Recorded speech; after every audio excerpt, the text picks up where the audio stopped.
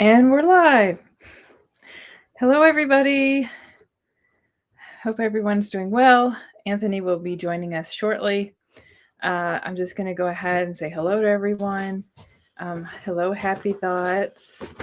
Are we ready for the grand entrance? And here comes Anthony. Hello. All right. Well, and Joey is here as well. You're going to take my seat. Yeah. Can somebody get him? Please. Just push him over. All right. Oh. What happened to the... There we go, guys. Okay, what happened to the comments? I don't know. Let's see. Oh, there we go. Okay. Accidentally clicked a button.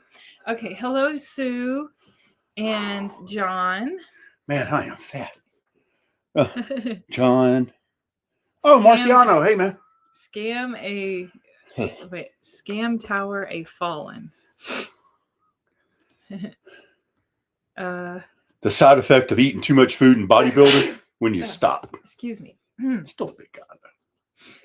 Yeah. Oh, it's 9:30 p.m. Happy Thoughts. Wow. I'm just for bed. Exactly. It sounds nice. Is it raining there? Where at? In the UK. Oh, the UK. Probably. Or is it foggy? Yes. Either foggy or it's rainy, right? I guess those guys, you guys are having protests and stuff over there too.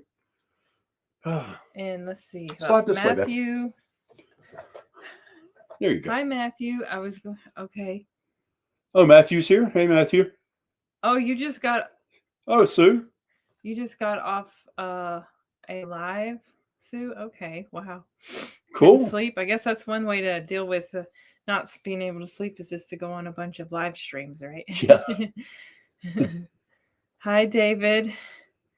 That's what I do sometimes. Yeah. Let's see. Who else? Hi, Jeff. And let's see. Dallas. Hi, Time Will Pass. Oh, XJT Activist Tube. Very cool. Oh, cool. I like that. Hello. Hi, welcome Jay. to the channel. Yes, welcome. Everybody support everybody's channel. Hi, Jay. Hi, SD. SD. That's everybody. SD and Esther. Anybody saw Esther lately? Esther, She's MIA. Yeah. She's disappeared on us. Let me get back. There we go. Now I can see. I don't know if anyone can tell, but he's sweating profusely. I am sweating like crazy, guys. Good gracious. It's what happens when you hadn't done nothing all day and you start moving around. Yeah. You just took a shower. Makes him hot. Yeah. Hi, Gerard. Festivus time. Oh. Our complaints and grievances. We have a guy that posts all the time. And as soon as you reply to him and it's a good post, he deletes his post. That's aggravating. Mm-hmm. But he's a pro JW, go figure. He posted like the 2025 convention. He just was international convention. And he says, look at all the people. Right. And it was the one in California, Which I watched it and it really wasn't that many people. Well, it's called special conventions, but it's an international convention. Mm-hmm. They changed the name, I guess. Yeah. But I was like, man, people from all over the world attend this thing. It's an international convention. That's a terrible way to show that you guys have members.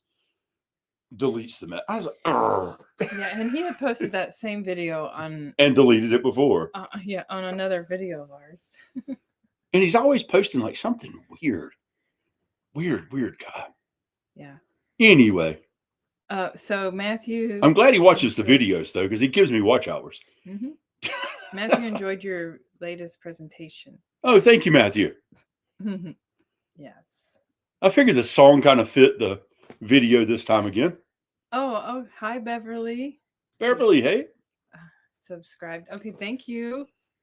Yes, hit that like button, subscribe. Yeah. and ring the notifications. Yeah. I think it kind of all goes together, doesn't it? When you subscribe, well, I mean, no. Some people just like. Some people like and subscribe. Some people like to subscribe and ring notifications. Just depends. I thought whenever you subscribe, it automatically rings a notification. You have to click on it. I never noticed. Yeah. Just all automatic. Go back. Oh, matter Hi, of fact, I'm going Gene. to subscribe to this guy here real quick. I just saw he's a member here, an Exjw guy. I can look. What's his name again? XJT, I think. XJT. There Yeah. it is. Activist. Yeah. XJT activist. Yeah. And I will subscribe to his channel, and I'll show you. Jean David from France. Oh, hello. Welcome, John David. Yes. Jean. Yeah. Jean David Garcia. Oh, wow. France. Must be a Spanish guy replaced a French Spanish. Or from the mountains yes, there. Yeah, and of course, I wore this shirt last time. Finally celebrating my birthday. Another year wiser. It's one of our t-shirts. I didn't wear mine today because it's dirty. Of course, I might go change because I think I've outgrown this shirt. Yes. And so this weekend, we were just trying to pick a topic that might be one that everyone might like, is about deconstructing Watchtower. What was his name again? Okay, so I don't know. Do we have to do this now? Yeah. Okay. I just told the man I would. Exjw. Or man. Or woman. Oh, XJT activist too. Okay, he's going to look up this channel. Okay. Hey. Oh, there's it. He has a channel. Okay, so he has a channel. Yeah. So, good channel too. Letter to Mr. Stephen Letter. And yeah, so hi, CO Visit. Hello. Okay. Oh, I'm already subscribed. Oh, are you? Okay. Yeah. Well, I would ring. Did I ring the notifications? I did. Well, you do that. That's what I'm saying. I think it automatically does it when you subscribe. Does it? Well, I'm already subscribed to your channel, my friend. Or we are. I try to make English content too. Mostly it's Finnish. Oh, okay. Nice. Okay. Very cool.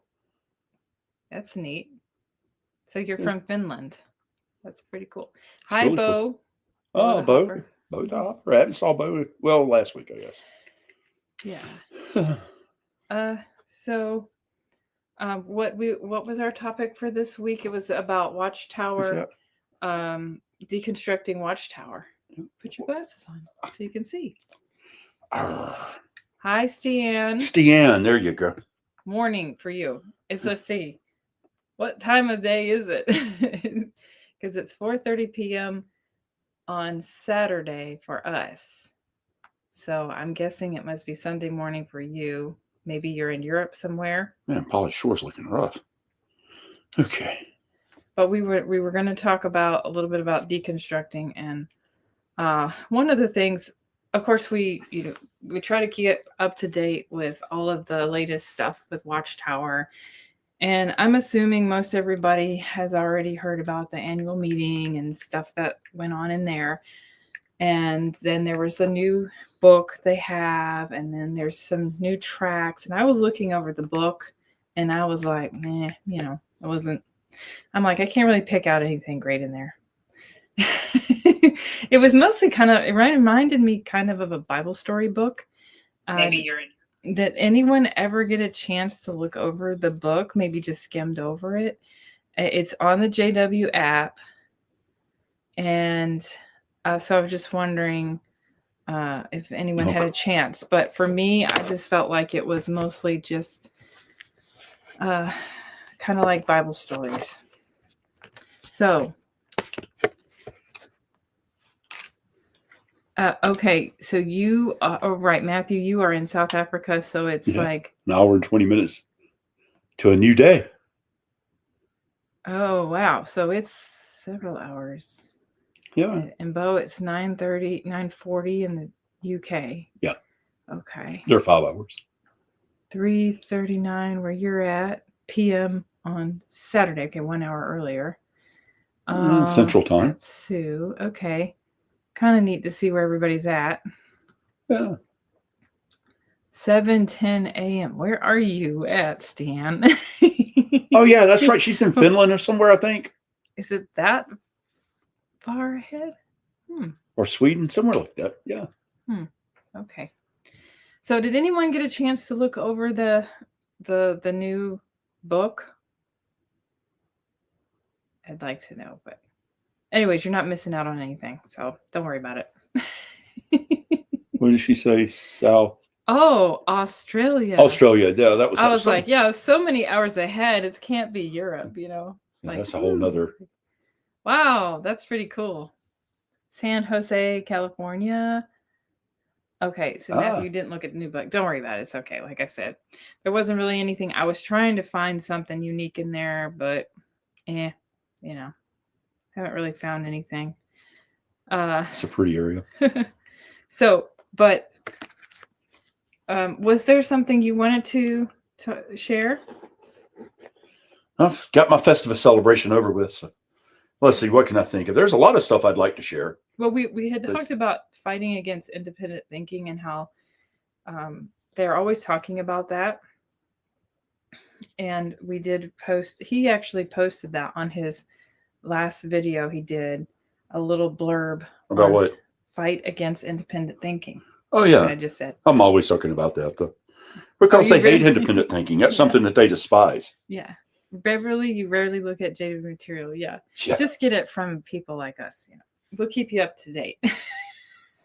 Some people really despise it. This is the way they get their information. Yes, and actually, me too, because I don't enjoy reading any of that stuff, of course. But what I would do is, like, if there was ever a convention coming out, I would always watch the rebuttals of the conventions, because that's how I would keep up to date on what's going on, without having to watch the whole boring thing, or just anything that maybe like highlights.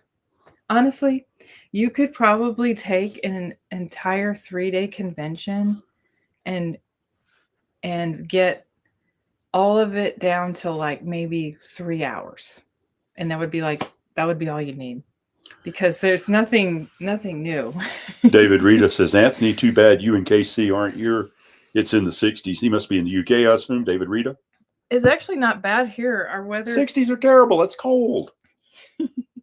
It's 78 here. I've never been too hot. She has, actually. Uh-huh. We got married in we got married in Las Vegas. And I took her out to the desert and to the Valley of Fire and all that. Yeah, Valley of Fire. And it was like 119. She overheated. Well, yeah, I mean, it's in the summertime. Like, I like warm weather. Don't get me wrong. I'm from a warm place. Yeah. But I mean, you know, something in the middle, I guess, is better. I don't like cold either. I've never been too hot. That's crazy, but I haven't. If you get hot, just get in the water. Yep. Hi, Jane and Born JW. Okay, Jeff says you can't watch current JW stuff. There's no such thing as therapeutic dose of that stuff. All right, there's Born JW and Born AJW. I got to keep those two guys separated. I'm confused on that. Yeah. Oh, there's two. There's two people. I'm thinking it's the same person. No, they're different. Oh, Jane Spitfire. Hey, Jane. Okay. Oh, okay. Hi, Jane. So you said you asked your JW sister on why she. Oh, okay. Born JW says he's both. Oh, okay. All right. Jane says, I asked my JW sister on why she's helping out a disfellowship brother. She said she is a true Christian and cannot turn away. David Reader. And the disfellowshipping policy is lax now. Well, it's good she's helping helping out someone who is disfellowshipped. I don't know if you're supposed to do that, though. It's Deanne, your turn for fire weather. Yeah. How it can't be. Finland's probably got to be the coldest out of everybody on here right now. I would like to go to Great Britain. It's probably colder there. Not cold, but it's probably colder than here.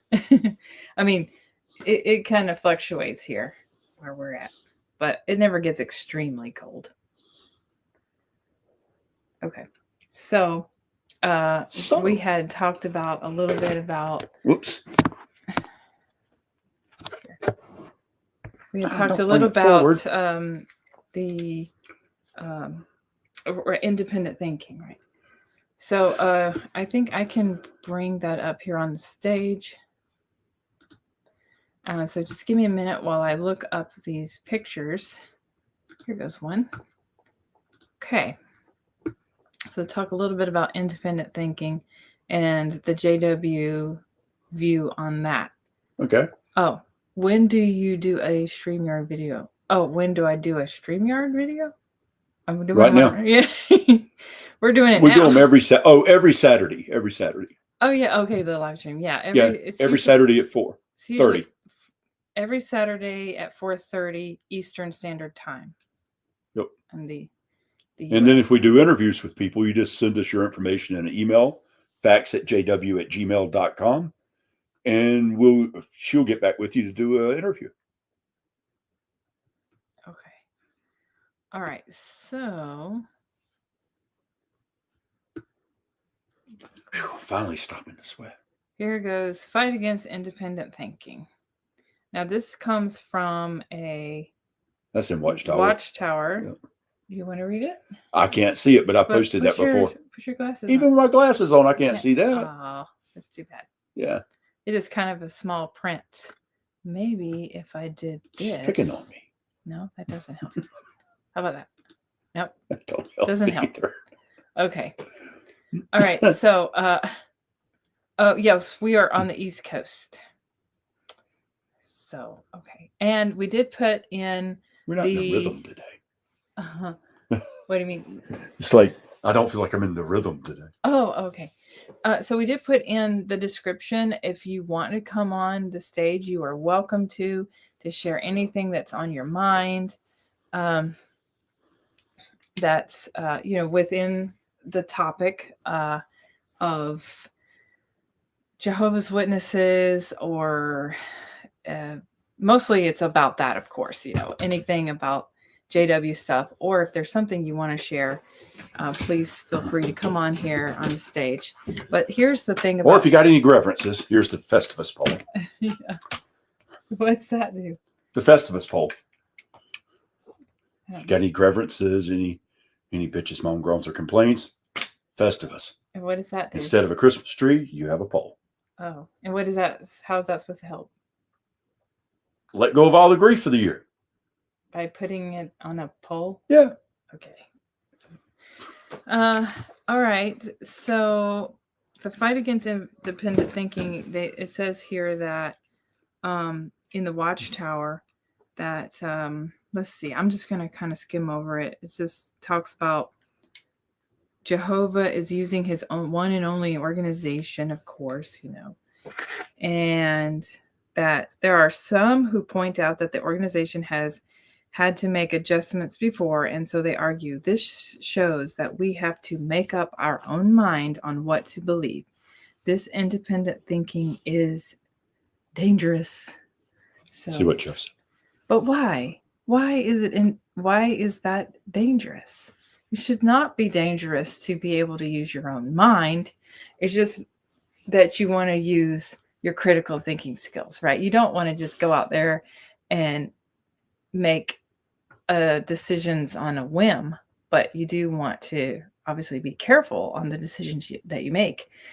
At the same time, you're not supposed to sit here and just say, okay, I'm going to listen to whatever governing body tells me.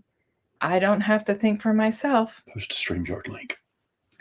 The StreamYard link is not in there.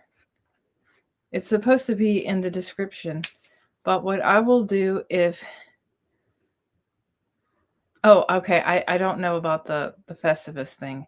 Seinfeld episode about Festivus. Yes. Yeah, I don't... I have watched Seinfeld. Actually, speaking of sitcoms, I have been on Big Bang Theory. With the Big Bang Theory. I have never watched it before, and I have just started watching it, and I really like it's funny. And I was telling my mom about it, and she was like, I was like, did you ever watch that? And she's like, I started to watch it, but then it just didn't. It was bad afterwards, and I just had to stop watching it. I'm like, it's against Jehovah. And I was like, what was bad about it? So I was like, okay, whatever. I'm not going to share anything with you about that. Okay. What was it you wanted me to share? Oh, it was okay. Here we go. So what I'm going to do is I am going to invite the guests. I'm going to copy the link, and then I'm going to post this in the comments here. So if anyone wants to, they are welcome to come on the chat here. I just put it in the comments. Okay. There you go, Sue. I just put it in there. Big Bang Theory. Yeah. It's funny. Okay. She laughed so hard watching that. I did. Oh, I love Sheldon. He's so funny. Each one, even Howard. Everybody. His weird self. It's hilarious. Yes. Okay. And Raj. Well, guys, that's the thing. When you're looking at thought control. Oh, okay, Matthew. Oh, hello, Matthew. Okay. So Matthew's going to come on stage. Thank you. Howdy. Back again. How are you? How are you guys? You're right. Yeah, doing good. By the way, I wanted to admire your paintings. Did you paint those? Yes, I did. Thank you. Wow. Thank you very much. Very nice. Yeah, I didn't mention it last time, so yeah, it's really good. Most kind. Mm-hmm. Anthony, I really enjoyed your presentation. Thank you. Looked at a few things with some fresh perspective. Yeah. That's me never being a member might help with that a little bit, I think. Yeah, for sure. Yeah. Anyway, so I'm going to fall in line with your discussion. What's it? Watchtower Deconstructed. Is that the theme, eh? Yes, thank you very much. Yeah. I'm so unprepared. So. Well, I thought that your video the other day, it must have been about a day ago that I saw that, where you had Jeffrey Jackson on the ARC. Oh, yeah. And he was just giving his responses and things like this. And you had done a compilation that opened up for me a few extra. I mean, that information isn't new to me, but the way that you presented it, it opened up to my mind that actually the ARC was bamboozled by Jeffrey's answers. So I suppose that fits into, in a way, your theme here, Watchtower Deconstructed, because they've got their own language and they're not going to help their opponent. I mean, who would do that? Right. Well, here's what people don't get with that. So did Jeffrey Jackson actually lie or not? Because the way he presented it. Mm-hmm. Do you speak for oh, well, that'd be presumptuous. Wait a minute. But if you're together as the faithful and discreet slave, do you speak for Jehovah? Then you have his order. He'd have to answer. Yeah. I nearly wrote to you, Anthony, about some of the things that I found there in his answers, but I thought, very, very quickly, sometimes it gets too complicated to put things in the comments. And I was thinking, for this week, enough is enough, Well, there was a lot going on there. So you're actually correct in what you were thinking. And I did present it that way. So that's the way it was. Yeah. He bamboozled the Royal Commission. Yeah. And I really feel for, who's the chap that was asking Jeffrey the questions? He was well informed. Mm-hmm. But I saw that in real time that Jeffrey was changing the language just slightly. Yeah. And although he was well informed, he wasn't. He needed somebody sort of in his ear to sort of say, "Hang on, Jeffrey's caught you out. Yeah. He's put you into a corner." Yeah. Yeah. And they do that very well. They do it in a lot of different cases. If you watch some of them, like the one in Canada, of course, he outright lied in that. But before the lie that I presented there, that's so obvious, he had said some other things that were really twisted. Mm-hmm. But if you weren't paying attention, you wouldn't have caught it. And he was answering for the governing body because he was actually speaking for them instead of them being present. Mm-hmm. So Anthony, does that fit into your theme all right? If we use your video as a way in? Yes, that's actually a Absolutely. thank you That's very much, wonderful. Matthew. Okay. Sure. All right. Just direct me so that I'm not lost. And the other thing too is I also want to make sure that the comments are acknowledged as well, because sometimes I lose track of what's happening in the comments. Yeah, I try to keep up to. So the guy who interviewed Jeffrey Jackson was Agnes Stewart. Oh, okay. That's what someone is saying. I didn't know his name. So apparently, Exit. Is that JP? JT. This is XJT Activisti. Oh, it's JT. There we go. Sorry, I said JP. JT. Hello, JT. Agnes Stewart. Yeah, you've got you on the ball for who's who in the zoo. Mm-hmm. And then Jane Spitfire. I compliment men with no. Where? Jane's in her Spitfire shooting bullets. Oh, cool. RAF style. Yeah. Does anyone know about? Okay, Jean says, does anyone know about Silkeborg in Denmark? Do you know who that is, Matthew? Silkeborg in Denmark. No, it's not familiar to me. I do not know. We don't know. Who is that Jean-David Garcia? What do you know that we don't know? Yeah. Yes. Maybe. Sounds like tell us. It could be some inside information that we could lock onto for deconstructing Watchtower Enochian magic. Yeah. Right. Okay, he says. So they're up there equal to Aleister Illuminati pyramid. Yeah. Illuminati pyramid. Okay. Illuminati again. Okay. All right. Interesting. Yeah. So the Illuminati thing, we were discussing that some time back, but I don't know how that fits into things, because it all kind of converges. I mean, you look at some of the mystery schools in more modern times. What's it, Gurdjieff and Uspensky, and that's the more sort of modern developments, I suppose, or Blavatsky and Alcott. Oh, the guy that Russell thought so much of. What was his name? The one that wrote the book Pyramidology. Anyway, can't think of his name off the top. Yes, yeah, sure. And I think, Fritz Springmeier has done tremendous amount there. Agree with him, disagree with him, or agree with part of him, or whatever. But I mean, he's done a tremendous amount of work. So much so that CIA thought it's of value, so that you can go and take a look at it on their website. So I mean, his work has been phenomenal, and so much so that at the branch, that's where I learned about Fritz Springmeier, was from the branch committee. So if he's a nobody, well, they sure are interested. Yeah. Silkeborg was a JW conference center in Denmark that closed in 2023. Oh, was that the one that had the eye and the compass and all that?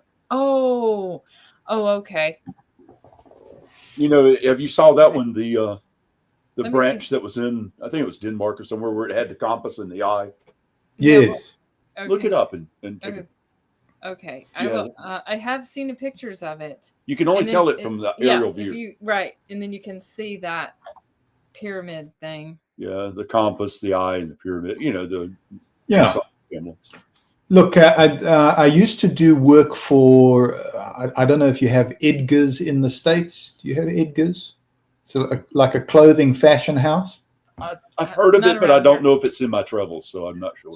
So there were some significant JWs who worked for Edgar's as directors. Mm-hmm. And I used to travel with them business class on the plane and things like this. And you would go, if there were Freemasons, this is it. And I mean, a lot of the persons that I can think of, they can say, well, look, in our family lineage, we've got Freemasons, and in my family, Freemasons, all this going on. And my father used to do the onyx stone diamond cut for seal engraving. It's one of the few seal engravers. He was trained by his father, but also in London. So he would do work for, he did work for police, but he did work for some of the nobility. Right. He got to know the artist Francis Bacon at Watches of Switzerland, where they sell all the various watches to the noble class and all that. So so for our family, we knew about a lot of these things that you discussed. You know, the pinky rings and the Rolex watches all comes up, and what's this Freemasonry thing? And when I speak to family about Rosicrucian or Freemasonry, of course, they just say, well, look, Matt, it's business. Essentially, it's business and it's a fraternity. And I will accept that on a certain level. But of course, as you go deeper into it, I think we were talking about Manly P. Hall, for instance. He wasn't necessarily in the fraternity, but he was made a Freemason due to the knowledge. So he didn't go through the normal channels, but they counted him as a Freemason due to the fact that he was very learned about the patterning and that information and the old information from antiquity. And he went on to form the Philosophical Society, if I'm not mistaken, in could be California. Somebody might have to check that. Right. Oh yeah. So anyway, coming back to the Edgars guys, yes, they would have put this kind of thing into their design. Yeah. And you don't openly speak about it. You use plausible deniability. You go, well, that's pareidolia, folks. You see what you want to see. But what is it? If it quacks like a duck, if it swims like a duck, the chances are it's a duck. Hey, so I don't think those kind of answers are fooling anybody. And these are archetypes. These are archetypes that are intermingled with all sorts of different things, not just unique to Freemasonry. Right. It's not the branch. It's a convention center, right? It was the assembly. Yeah, it was the assembly. Okay. Where was this? I forget where it was. Was it Holland? It's someone was saying it was in Denmark, in that Silkeborg, Denmark. Yeah. Yes. The area. But I mean, if you really want to go into this, go and take a look at your dollar bill, and then say, well, who introduced that? Was that introduced during Eisenhower's time? Mm-hmm. Right. This is Masonic. And then who? Yeah, and who was Eisenhower's parents? Right. So yes, are these things all interconnected? Absolutely. Yeah, sure. Yeah. Mm-hmm. And eventually, the interconnected stuff pulls down the sensationalism. At first you go into it, you go, it's the whole Freemasonry, Jesuit control. You just realize this is part of our humanity, that we're all interconnected in these ways, Right. Even genetically. Yeah, I like that. Someone said we prefer Benjamins. Yeah. $100 bills. Yes. Jean-David Garcia says Freemason or Rosicrucian. It's some parts of satanic cult, anti-Christian, of course. Yeah, I would agree with that. If you talk to Ronnie Pontiac, who is alive and well and was an assistant to Manly P. Hall, he will tell you that there is the light side and there is the dark side. There's always the two polarities, and it depends how you use that knowledge. You still have a choice. You can use that knowledge for a nefarious purpose, or you can use that knowledge for a good purpose. It's you have a choice, and then you've got the gray in between. You've got those that play both sides. A lot of people are not aware that the British royalty practiced a lot of the cabal magic, and I don't know, I guess they still do, and they accepted Aleister Crowley because he was born to a noble family, and they Sure. accepted him into it. And that's how he started his cult. And that's how he built that house at Loch Ness that Robert Plant owned. Or he bought that house and had it built and remodeled.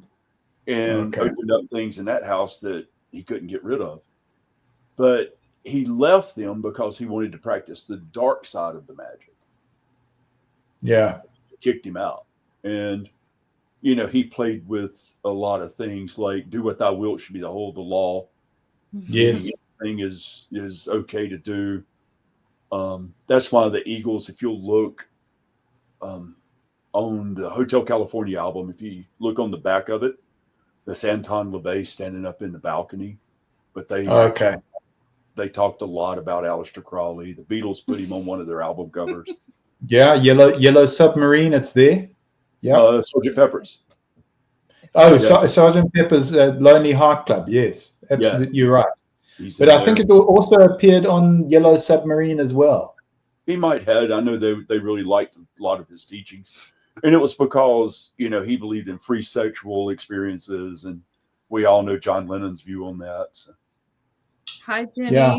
Jenny's on here. Yeah, because who's that? Yeah, and I had an ugly beard and shoulder length hair a few years back and shaved it all off. No, what? I missed. He had a. You can't miss a trick on these comments here, Anthony.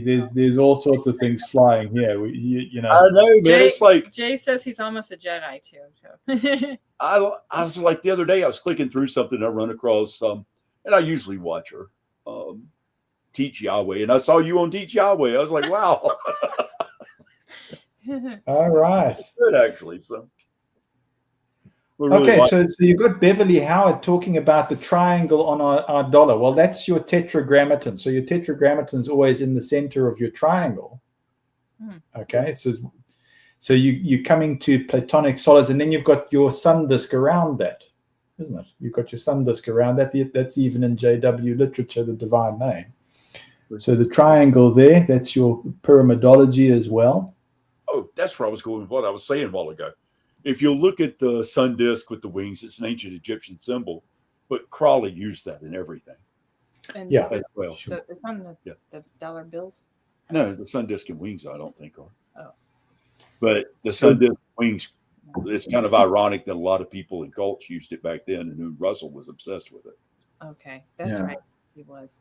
So Crowley was using Thelema, Enochian magic, and I think that's also what gave, or a lot of persons would look at theosophy and say, well, that's just a satanic cult, you know, Blavatsky, satanic cult, without actually investigating it further and going, well, actually, you know, some of the greatest minds have come out of theosophy, and it's not, you can't just make a blanket statement like that. It's that's coming from a place of fear. I mean, that's true. We know Jim Parsons, the Rocket Man. We know he was involved in cults. He's the guy that financed L. Ron Hubbard. Did Jimi Hendrix write a song called "Along the Watchtower"? He did, but they're not talking about no. Was that about Watchtower? No. It wasn't about Jehovah's Witnesses. No, all along the Watchtower. It was not about that. Well, there are some connections here, because I must go to my Instagram and pull these things off, because you'll see that even Trump's defense, you know, space defense and all this, you'll see Trump uses Watchtower symbology as well. Yeah. And Scientology. Scientology uses Watchtower symbology too. I mean, I think of where we've got an assembly. You're talking about this one, this assembly hall there with the eye and all of that. And I can think of Midrand Assembly Hall, where there's an incredible JW Assembly Hall. And then right next to it, you've got Scientology. And Scientology has got all the watchtowers there. I mean, you wouldn't be able to tell the difference. Wow. Yeah, all those cults had similarities. That's true. Yeah. Yeah, because the Watchtower is your panopticon. It's your planetary panopticon. You know, so when we were talking about Siola, your ruler of the solar system, Sol, or the solar system, is Zeus or Zeus, Right. Io Zeus or Jesus. So that I'm not promoting that. I'm just saying that is the belief that is there. So that is your panopticon, or if you want to go into, what is it, Lord of the Rings, they've got the big eye there that's on the tower. And I mean, this is going back to what Genesis, the stone upon a stone, and yes, you can connect it to your Freemasonry, S.R. Haddon, and you know, yeah. Well, you know, all those cults and stuff, man. It's like a lot of similarities when you look at them, but a lot of them use a lot of the same techniques as far as they use a brainwashing technique to keep the people locked into their organization, because fear, if somebody fears something, the fear of it keeps them a slave to it. Sure. And they continue to use fear to keep people in there. Was Aleister Crowley who he spelled magic? Yes, that's correct. Yes. Okay, with a J instead of a G. Yes, he wanted to differentiate between. Yeah, we get much into that. Oh, that type of culty stuff, because you know, it's, first of all, it's kind of, oh yeah, rest in peace, Ace Frehley. You betcha. Yeah, I wanted to wear a black armband today. I just devastated. I hate to admit it, but true. I shedded tears on that one, man. That's without, first of all, without Kiss, I never would have got into music. Secondly, it's a fluke. It's an accident. I became a bass player. My dad didn't know one guitar from another, and when I wanted a guitar because I was a huge Ace fan, and he bought me a bass. And thank God I liked Kiss, because they were all superheroes to me. And so I, you know, gravitated to Gene Simmons' style of music, and who's a phenomenal bass player. Coin toss on whether he's a great guy, but he's a phenomenal bass player. Oh, hi, Reasonable. Oh, Reasonable Include, hi. But Yeah. Ace Frehley was definitely, I've met him, and a very, very nice guy. Okay. Grow. And so there's Grow. Oh, isn't the show about independent? Yeah, that's what we're supposed to be, independent thinking, but you know, we're talking about cults. But yeah, different. The independent thinking, though. So, Anthony, it's not the knowledge that is the problem. So the knowledge about all of these things, or going back to Akkadian systems and Gilgamesh and all of the Peruvian knowledge and knowledge that's in the Aborigine culture. Too, by the way. Oh, why are we on? Sorry, what is that? Have you ever noticed that all those stories are intertwined? Absolutely, because the archetypes are the same. The subconscious works the same. Right. You have a snake dream, or you have a dream about a prayer mantis or whatever. The way that our minds work cross-culturally are more similar than dissimilar. So, yeah. And then the other thing, too, is our spirit, or our latent spiritual abilities. It can be argued that those are parallel as well, just different language forms. And crossovers of language, like in Africa, your Shona languages, your what do they say, Bantu languages, Zulu. Right. You can link it to Swahili, and then Swahili links to Arabic, and then Arabic you can link it to Germanic and Gaelic and all of these things. So you've got these crossovers and going into the East, and they'll tell you, well, that doesn't fit in with the Tower of Babel. You know, what's happening with the etymology? And you're saying, well, the etymology has got these crossovers, and it can be inverted. Like in Arabic, Allah is YHVH inverted and upside down. You change it, and you've got your Hebrew texts. Well, those are Semitic languages, and that's, you know, even the Babylonians spoke a Semitic language, and it was similar to Old Hebrew. It was basically the same language. Yeah. Because as we know, Abraham was from Ur.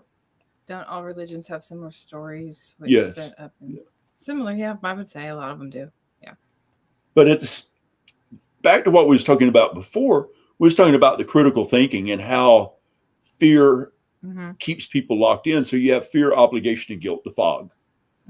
Fog is how cults survive. If you took away the fog, the fear, obligation, and guilt to the cult, you would have free thinking. Right. And so they suppress free thinking. They want to think for you. They want to tell you if you can or can't have a beard. They want to tell you if you can or cannot wear a skirt. They want to tell you if you can or cannot read somebody else's material. When they want to do all the thinking for you. And that's when you're in a cult. Yeah, I think you've hit it, because that's the deconstructing watchtower. What is the control mechanism? Yeah. So if I look at the beards thing, I've got the correspondence when the beards thing changed. Right. So what happened there? Yeah. And if I get challenged on this, I'll pull up the correspondence, because I had enough at that point. Yeah. So where was it in JW literature that said beards was out? Where was it? It wasn't a hard and fast rule, right? No. Right. You couldn't find it in a watchtower. There was vague references in the theocratic school book. Spoken rule. Yep. Yeah. All right. Why, right? You know why? Because Rutherford hated beards. Okay. Yes, true. Yep. He was the one who did away with it. So how do we deconstruct Watchtower with that as an example? What was the control mechanism? So somebody said spoken rule. Was that you, Anthony? Yeah, unspoken rules. Yes. Unspoken rule. Okay. Yeah. So in order to create your artificial authority structure, that was written on service desk, and it was written for assembly overseers. So that was in print. Right. But you couldn't access that material if you were an elder in a local congregation. Yeah. Oh, why? Because it was about creating the artificial authority structure. In other words, making the elder dependent on phoning the branch and saying, tell me, we've noticed this difference. What's the rule? And then they say, oh, very good. Well done. You've come to the right place. You've come to the authority. So it creates the dependency that you never know what the rule is. And that's why the SLF book exists, or the Elders Manual. That exists to always keep the congregation dependent, so that they have to ask the elder for the information. And when the beards thing blew up, when that came off and it was suddenly, oh, well, you can wear beards now, you had a few things happening. You had the Norway situation occurring. Yep. And the other thing that occurred was somebody had gone to the trouble of gaining all the information at branch level of how the beards thing works, and showing that actually this was a compartmentalizing that was going on to create an artificial authority structure. And there was such a number of elders that were writing in saying, oh, let's make this thing transparent. Because what's occurring is if you actually said to a brother, shave off your beard, they would. Right. But you're damaging these people because they're doing all the work. And when it comes for appointments now, we're just knocking them out. So that those figures were coming down. And they said, well, we're getting into a desperate situation. So it was an accumulation of all of these things all happening at once. And the proprietary information which was kept away from the congregation was blown wide open. And what did that show? It showed that the way that the authority system works is through holding information back from people that earnestly want to do the right thing. Mm-hmm. How's that for deconstructing Watchtower? Yeah. And see, yes, the nail on the head. And XJT made a good point here. Another thing that was unspoken, they put all the pictures in the Watchtower with people without beards as a subliminal message as well. Yeah. Because they didn't have to speak it. Let's just do a bunch of pictures on it. Right. So it gave you the impression of how you were supposed to dress. Yeah. Unspoken rule. Just, hey, we'll just put it in print or picture, yeah. But, just to give you an idea of how things work with, hey, Jay. What does it say? The Tetragrammaton is written YHWH. by those of us who read from left to right. Yeah, that's correct, because Jews read the opposite way. But it's actually Jay makes a good point. I mean HWHY. That is correct. Actually, you're right. How would you say that? I don't know how you would say that, but yeah, if you was reading in, Semitic language, you'd go opposite. Start at the back of the book and go to. Now, I'll say something that might be criticized as a scholarly mistake. Mm-hmm. Yeah. But that language, so in Egypt, you had like a script language, which was different to the pictorial hieroglyphics. Right. So when you've got that W, like Jay had it just now, WH, and then you've got your YH, yeah, it actually makes a picture. So the H is a human. Yes. Stickman. Yeah. Arms up, legs down. So that's your letter H. Yep. Right? Yep. But then your Y, what is this? It differentiates the sexes. So it's the masculine energy or the feminine energy. Uh-huh. And then you trace that back to Paleo-Sumerian. So you can make that link. So that the tetragrammaton is actually two letters or two symbols. It's the masculine and the feminine energies. Now scholars fall into this, or it gets debatable. They say, no, that's a scholarly error. No, you've made an error there.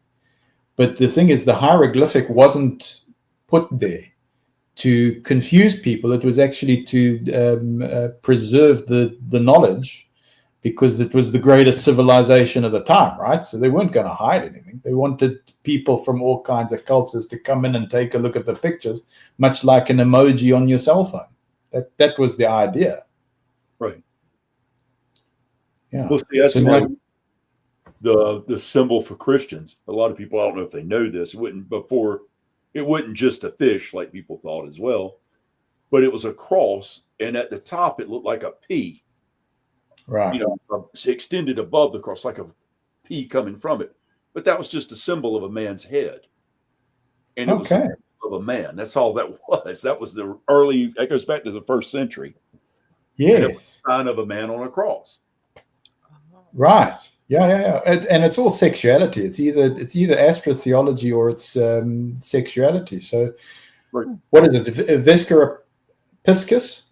Viscera piscis? That's your fish, isn't it? Right. That's correct. Yeah. Okay. But again, Anthony, it's all interconnected. It's fascinating. You go into Platonic solids. Like if you start with Kabbalah, the rabbi will tell you, like theosophy, think of the point. Right. Energize your point. And this is your first thought, or your first divine thought of creation. Right. Okay. And then what would be the next balanced thing? Well, it would be to make 2 points. You join it and then you rotate it and you get your sphere. And then what would be your next thing? Then you're making 2 spheres. So they use imaginatively for Kabbalah, the imaginative process to build temples and to build cathedrals and universes. And that's what they would teach children in a Kabbalistic school. That's what you would do. That is actually correct. Reasonably conclude makes a good point there. Yeah. He said he had to write to the branch about beards, and the response would be 2 words: obedience and unity. They push how everyone needs to be obedient to those taking the lead. Yes. And that's one, obedience. So with reasonable to conclude, quite correct. We preempted that. So when it finally broke through, we already wrote their response, because we knew that they would use correspondence guidelines to give us that response. So we preempted it and quoted branch manual correspondence guidelines, so that we diffused their answers and said, look, the congregation wants to be obedient and they want to be unified. But if you're holding the information back, how are they going to do this if it's always oral? You are delaying your congregation growth in 6 months, which is when you do your considerations with your circuit overseer when it comes to the congregation. People want to do the right thing. So help us do the right thing by making the policy and put it in writing, and we have diffused this issue, which is creating a division, because in the UK or in EU countries, they're coming with a big fat beard and giving a talk in the same congregation where you're disqualifying young people from becoming ministerial servants because they got a bit of stubble on their face. What is it? Is it banned or not? And when that happened, it was dismantled. That was when that was the end of it. So that comment, yes, correct, absolutely right. But it could only, those answers, eventually what it was just preempting all of their answers, putting it into a file and just sending it back and saying, please, for goodness sakes, let's stop destroying people on this issue. It's ridiculous. We all support. If you tell us take off the beard, we are going to take off the beard. If you tell us to skip around on one leg, that's what we're going to do, because that's what we're conditioned to do, for goodness sake. That's right. That's the obligation and the guilt. It's a powerful tool. And with that, they have total control. And then you just become a mindless follower. And that's what they want, because you have no critical thinking skills. You allow them to think for you. Yeah. And that's spiritual abuse, isn't it? Yes. That it is abuse. And that's the thing I don't understand, why these countries have not shut this down, because that is the worst kind of abuse. I think, Matthew, Grow wants to know, like, where you got your information. I'd say a lot of it's probably just from letters written from the branch to the You were an elder, right? Okay, I'll answer, Grow. Thank you very much for that, Grow. I was right in the middle of that. So I've got that correspondence. I just hold back from shoving it on my channel because I haven't quite negotiated where I can put names and where I can expose things without getting a big legal department on my back. It's already difficult as it is. Yeah. But I have I have all the letters. I have this thing has been a project for 25 years, Grow. And I went to the congregation file and they wiped it out. And I went to the secretary and I said, where has this work gone from the previous elders that have been working on this? Where has it gone?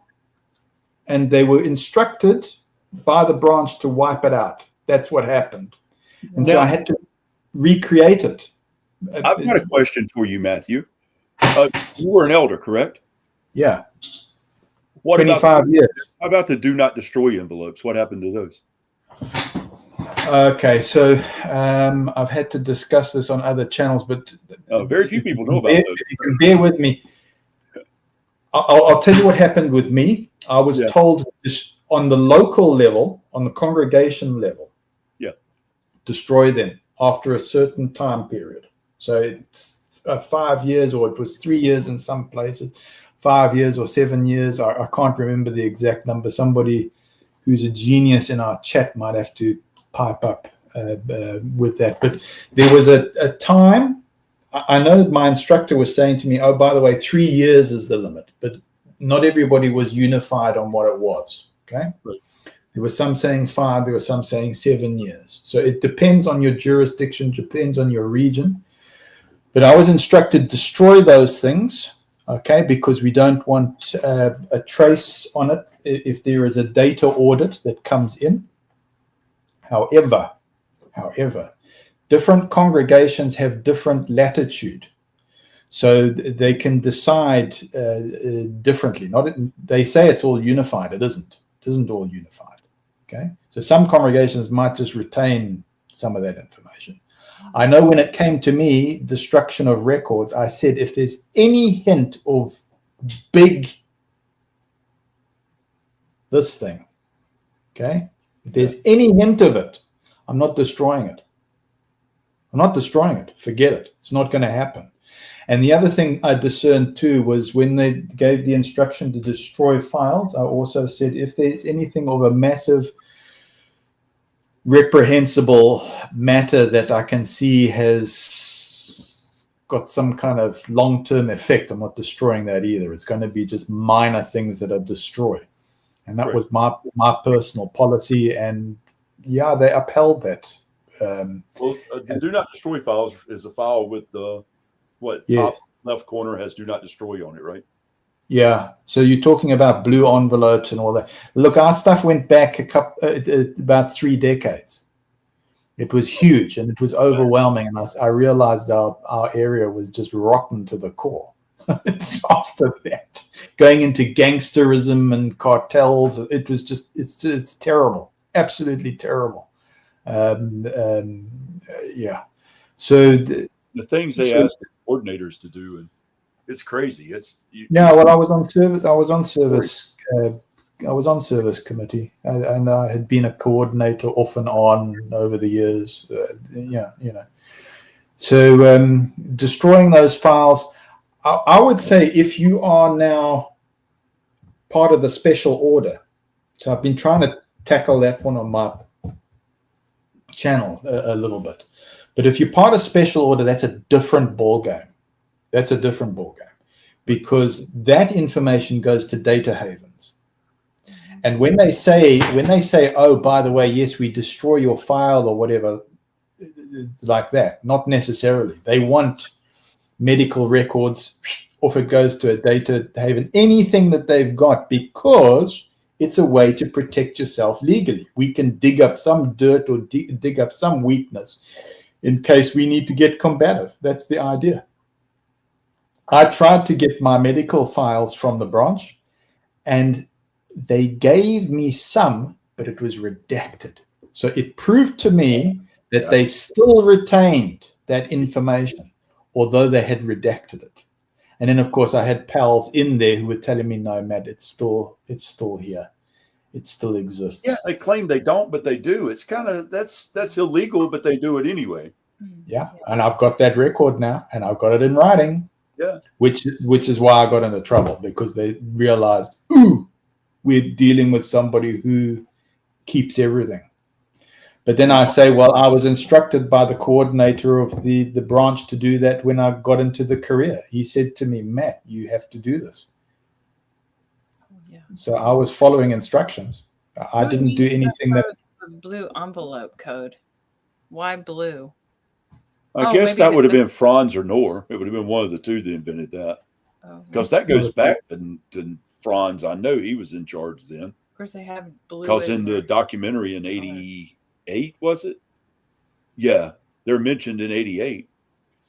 Yeah, well, it's blue shift, and it's why blue's lucky in the Hindu religion. You know, it's the same thing. Favorite color. Yeah, Reasonable says they don't destroy envelopes.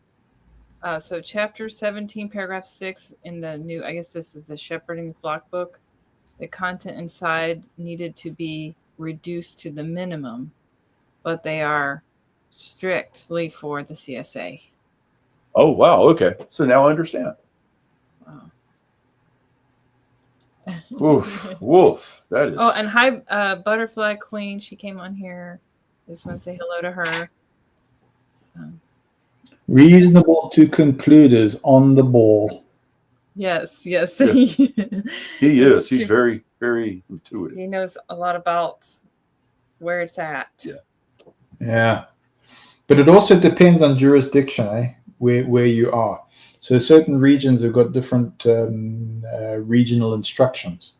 So you may find now, and somebody can challenge me, but you may find that an SLF book will be according to region, or you'll get extra instructions or reduced redacted instructions. I know that is the case for Malawi. Yeah. Well, you know, it's all a brainwashing technique they use, and they lie to the members.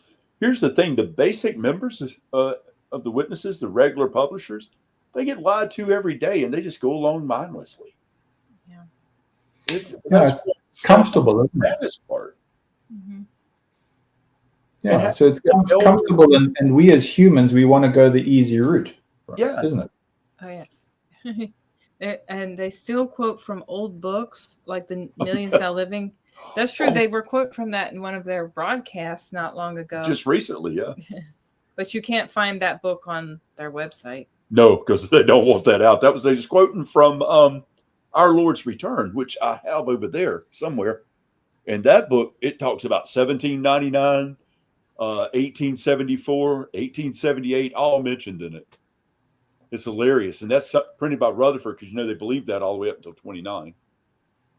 But here's something that gets me Watchtower's notorious for. And for some reason, they're obsessed with the Catholic Church. So they're always talking about thinking everybody's a Catholic or something. Weirdos. But they talk about the Catholics really bad, talk about all these other religions, Whore of Babylon, blah, blah, blah, right? Mm-hmm. But they, in a skinny minute, man, will quote from some priest. Oh, yeah. If it goes along this with priest said that this name was correct, because I was like, you guys say they're demonic people. Why are you quoting them? Yeah. Oh, yeah. And they plagiarize. They have plagiarized other people's information. So if they are Jehovah's One True Religion organization, why do they need to use other people's material that aren't Christians, that are the Christendom, the Whore of Babylon, they whatever? Constantly do it. And you're like, man, it's like, okay, so you quote from it only when it's necessary for you. Oh, there was a Watchtower in 1990 was titled "Millions Now Dead Will Live Again." Oh my. Okay. So Reasonable was coordinator for 10 years, 20 years an elder. It's a long time. Ooh. Not destroy envelopes. Oh, he sent them to the FBI. Well, good. Yes, he did. Well, reasonable to conclude. Well done. Good. And that's important. We have some good ex-elders. Yes, we do. Man, you got some loving shepherds in this audience here, Casey and Anthony. Yep. Well, you too, because you were an elder as well, So Reasonable's an exceptionally good guy. Well, I went to the police I went to the police when a child was harmed. Yeah, same with him. It sounded like from his article. Yeah. And that's good. You did at least. And by the way, Jean David, I think it was, or Jean-Claude, whatever his name was a while ago, I forgot to reply. Yes, Matthew 28:18 destroys the 1914. I agree with you. Actually, that's something I had I've always told them that. Like, if you're wanting to try to wake up a Jehovah's Witness. And where's Maverick? Anybody seen Maverick? Where did he go? Yeah. So that's where it says, on this day, all authority is given to me in heaven and on earth. Well, even in their Bible, so they love reading Matthew 28:19 and 20 that says to go therefore and make disciples. Yeah, they leave that one out. But they forget about the one before that. And even in their Bible, which I can read, it just says, Jesus approached and spoke to them, his disciples, saying, right after he was resurrected and all, right before he went to heaven. It's right before he went to heaven, yeah. All authority has been given me in heaven and on earth. So not 1914. That would be one way to try to make a Jehovah's Witness question their beliefs. Seems like I don't know. I think I have asked that to a witness before recently. Yeah. And what does that mean? Yeah. And it's like there's no real answer. Well, then I always ask them Romans chapter 9 or chapter 10, verse 9. And they can't answer that one either, because the only thing you need to do is confess with thy mouth, believe in thy heart, Jesus Christ was blood, shed his blood, blah, blah, blah. Blood of the Lamb. Yeah, that's not a good enough one, though. No, they can't answer it, though. But they can't answer. As soon as you answer it, that, they'll go to the next verse down. Well, they're going to go, okay, I asked my mom that, Romans, actually. And of course, it's true. They don't know what to say. Yeah, they skip. They don't want to talk about it. And they don't have an answer, so just ignore. It's the one, Romans 10:10. Of course, they change it a little bit, right? But it says, or maybe it's 9 and 10. It says, for if you publicly declare with your mouth that Jesus is Lord and exercise faith in your heart that God raised him up from the dead, you will be saved. That's verse 9. So now and it says, for with the, let's see. Okay. So then verse 10, for with the heart one exercises faith for righteousness, but with the mouth one makes public declaration for salvation. But I asked her, what does it mean to let me see. I don't know what I asked her. I asked her something about this scripture, and what for them, they think public declaration is to go out preaching, but it doesn't mean that. It doesn't. It just means to believe. I got one person out of those envelopes in jail, and he made it to the national list. Oh, the others were already adults, and without they're confessing. You got nothing. I know they do have to come forth. After I met with the FBI and the SBI, I sent the letters of disassociation. They don't know what hit them. LOL. That is so good of you, man. Oh, okay. That was what it was. It was the verse 10 that I was sharing. Romans 10:10. For with the heart one believes and is justified, and with the mouth one confesses and is saved. So, yeah, and they say you will be saved. Okay, similar. But see, they don't acknowledge that, because even this lady, I asked her, well, what does this mean? She's like, well, I don't know verse 10, but I know what verse 9 says. Like, okay, just skip it. So that's the problem with the witnesses is if unless they are willing to open their mind a little, they're just going to shut you out. Well, I've been watching some of these trolley videos, you know, guys going up to the trolleys and engaging people to try and talk. And they just invariably, as soon as you ask a question, they pack up and leave. Yeah. Oh, yeah, they're gone. Yeah. You haven't even got into anything deep here, folks. Yeah. I know. I saw that one time. I've done it too, and they're gone. I was seeing someone come up to them just talking real nice, and they're like, and they feel like, hey, wait, you're confronting me. What? You hold back, and you're like, what am I doing? I'm not being mean or nothing. They get real defensive sometimes. And then they pack up their stuff and leave, and I was like, I thought your job was to try to talk to me. Yeah. Well, it's all just go to jw.org now, and I'm like, oh man, this is not cool. They have their new tracks, of course, you know, so that's supposed to help them instead of like only handing out just the jw.org. Here's the jw.org website. Now they have a few tracks that's supposed to help them.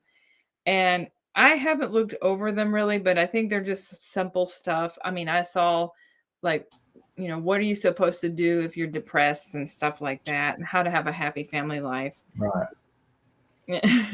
Guys, just so you know, anybody that has information, I need to put this out there, and I'll post the link after we do this live again. I've put it out a few times. But if you have any information that's, you know, digital, you can email over. And if you want to remain anonymous, type in the body you wish to remain anonymous. Send your information to ABC News, and I'll send you the link. If you have any CSA information, any information whatsoever about mishandling of funds, to ABC News. And I'll send it. I'll post it in here. I'll post it before we talked about this. Geez, you guys are ahead of the curve here. Yeah, I mean, there's a lot of things going on, but it takes time. And, you know, it don't happen overnight. I was sent some videos recently from up North Africa for the assemblies that were happening this weekend. And little letters saying, Matt, by the way, we're meeting in our assembly in a dust bowl. Absolute dust bowl. Right. You know, and saying, Africa is still doing mining for the Western countries. Your wealth is going out the country. That's what's happening there. Anthony and Casey, I saw there was a comment from Sue R, and I don't know if that was tackled, but she was asking about her records. Can I read it out?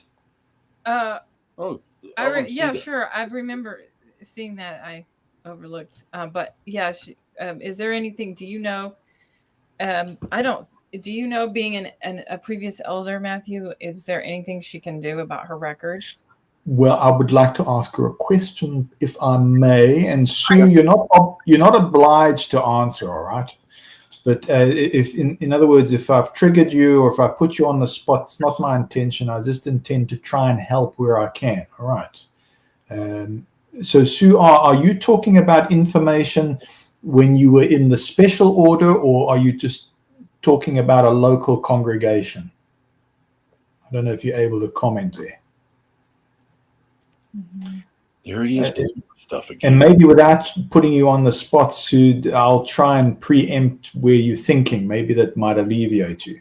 So if it's the branch, information goes to data havens. All right, I know that. So pretty much doomed there, I'm afraid.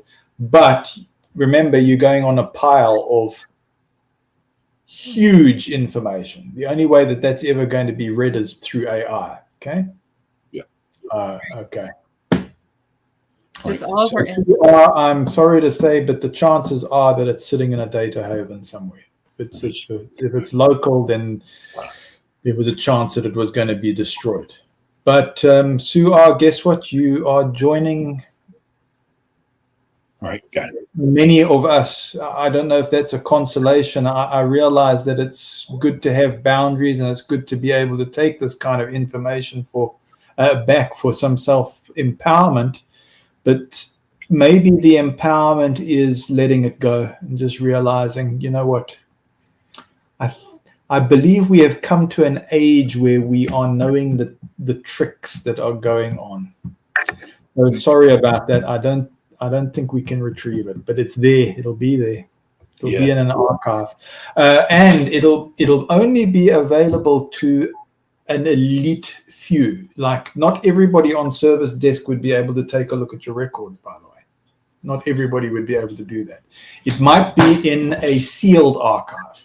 Might go into a deep archive and go into storage, and that would need very, very special permission. So not just because somebody's on service desk, they wouldn't necessarily have access to it. Not even the coordinator of or the overseer of service desk would have that.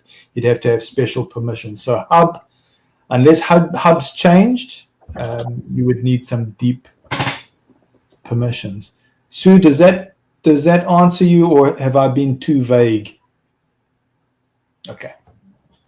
Thank you, Sue. That's the thing. I mean, in the U.S., we do have the Freedom of Information Act, the freedom of that. And if you ask to be removed from a file from any church, cult, whatever they can deem as a cult, and I think Jehovah's Witnesses now are referred to as a cult. So, and you ask to be removed, they technically have to remove you, but do they really? From everything that I keep hearing from people that are in the know, there's still some trace of it left, but only, like you just said, very few people have access. But your local branch has zero access to that. So walk like an Egyptian. So think like a JW. Yeah. Think like Watchtower. Look, I'm only saying that to get the answer, but say for instance, okay, so Anthony, you're now in control of information, and I phone you up and you're sitting in Watchtower and you're defensive of Watchtower. And I say to you, Anthony, I want my records, and I want the records that you have destroyed. And you say to me, oh, yeah, we don't have those records. So how do we deconstruct what you've just said? There's no, I mean, it's my word against yours. It's kind of... Okay. So, all right. But they believe in karma, and they believe in what you reap is what you sow, right? So what they haven't told you is it might not be on American soil that record is. So they'll say, oh, we don't have that record. It's gone. Yeah, we destroyed it. Yeah, we destroyed it. But they neglect to tell you that, by the way, the deal that they made with Liechtenstein. Right. That's true. Okay. That's like the I don't know how many people know the music industry, but I got to know it somewhat. And they did the same thing. That was a way that they could keep remaining your lease on, or them holding the lease on your music, so they got paid. Mm-hmm. Okay. Yeah. Okay. Well, you know what? You might win this case in the U.S., but guess what? We still own the rights to it in Great Britain. We still own the rights to it in European Union. We have it. It's ours. So why is IBSA still useful to Watchtower? Why is that? because it's a separate entity that's in UK, and it crosses over to Scotland, right? Yeah. And Ireland for that matter. In fact, that was where I was supposed to go. I refused to go there. I said enough is enough. But one of my missions was to actually go there. Another mission was to go to Seychelles as well, because there's a big granite operation there, which has been funding things for many, many years. I mean, the chap who runs that granite takes his helicopter and he just lands on Bethel grounds. I mean, that's how he gets in. He doesn't drive in, he flies in. Wow. Yeah. So you're starting to get an idea of the scope. There's all kinds of things going on. Somebody says IBSA, money laundering, tax-free haven. So I don't know who knows about the art deals, but art was one of the things that was done. Yeah. So you would have a branch, Bethelite, and it would just have art there, and the governing body would come and clean it out when they visited, for instance, a zone visit or whatever, or they've come on a holiday and they want to go into the bush and see animals or whatever. They would absolutely clean that out. I mean, you're talking about all kinds of monetary transactions. I mean, huge amount of stock just cleaned out. Incredible. Yeah. So Stian 1, IBSA, money laundering. Well, we see the pattern. Does it quack like a duck? Does it move like a duck? Yeah. You know, when I started looking into Watchtower and money laundering, and I started talking to people, and I started looking at all the shell corporations that they have, I was floored. I couldn't believe. I mean, I stopped. There's got to be 1,000 shell corporations. I'm like, this is insanity. Yeah, but you see, this is how it goes, isn't it, Anthony? So if you become part of that, then you are incentivized to protect it. Right. Because you're part. Hey, high five! You're part of the club. You're now in service desk, and they've got you around the neck, and they're doing this and saying you're part of the team now, and you're part of the brotherhood or the deep brotherhood. That's how it goes. Because that's the incentivization. If you are involved in it, then it's like, it's a blackmail. I've said it. Okay, somebody prove me wrong. This is just academic. Matt talks a lot of nonsense, right? So just go in skeptically. Maybe I'm right, maybe I'm wrong. But if you've got persons that are incentivized, that makes you click. Because if you want to smack the hand, you've got to let go. You've got to let go of your incentives. And so there's a saying, everybody's hand is in the cookie jar or the sudza pot. If you want to slap your comrade, okay, that's in this network, you've got to take your hand out. You're going to lose your incentives. Yeah. That's true. And people were asking about someone was asking about their information, if it was just, is the records That's what I thought I clicked, but I didn't. Yeah, this one here. Are the records at the branch or at the local congregation? Versus the local congregations. Yeah, or both. What records are at Watchtower versus the local congregation? Yeah. I see you've got the Hopper who made some progress in UK. So I don't know the answer to that, but someone here is saying that they get rid of things except for, local congregations burn records except the files on you and why you were disfellowshipped. The one thing you want them to get rid of. Yep. Yeah.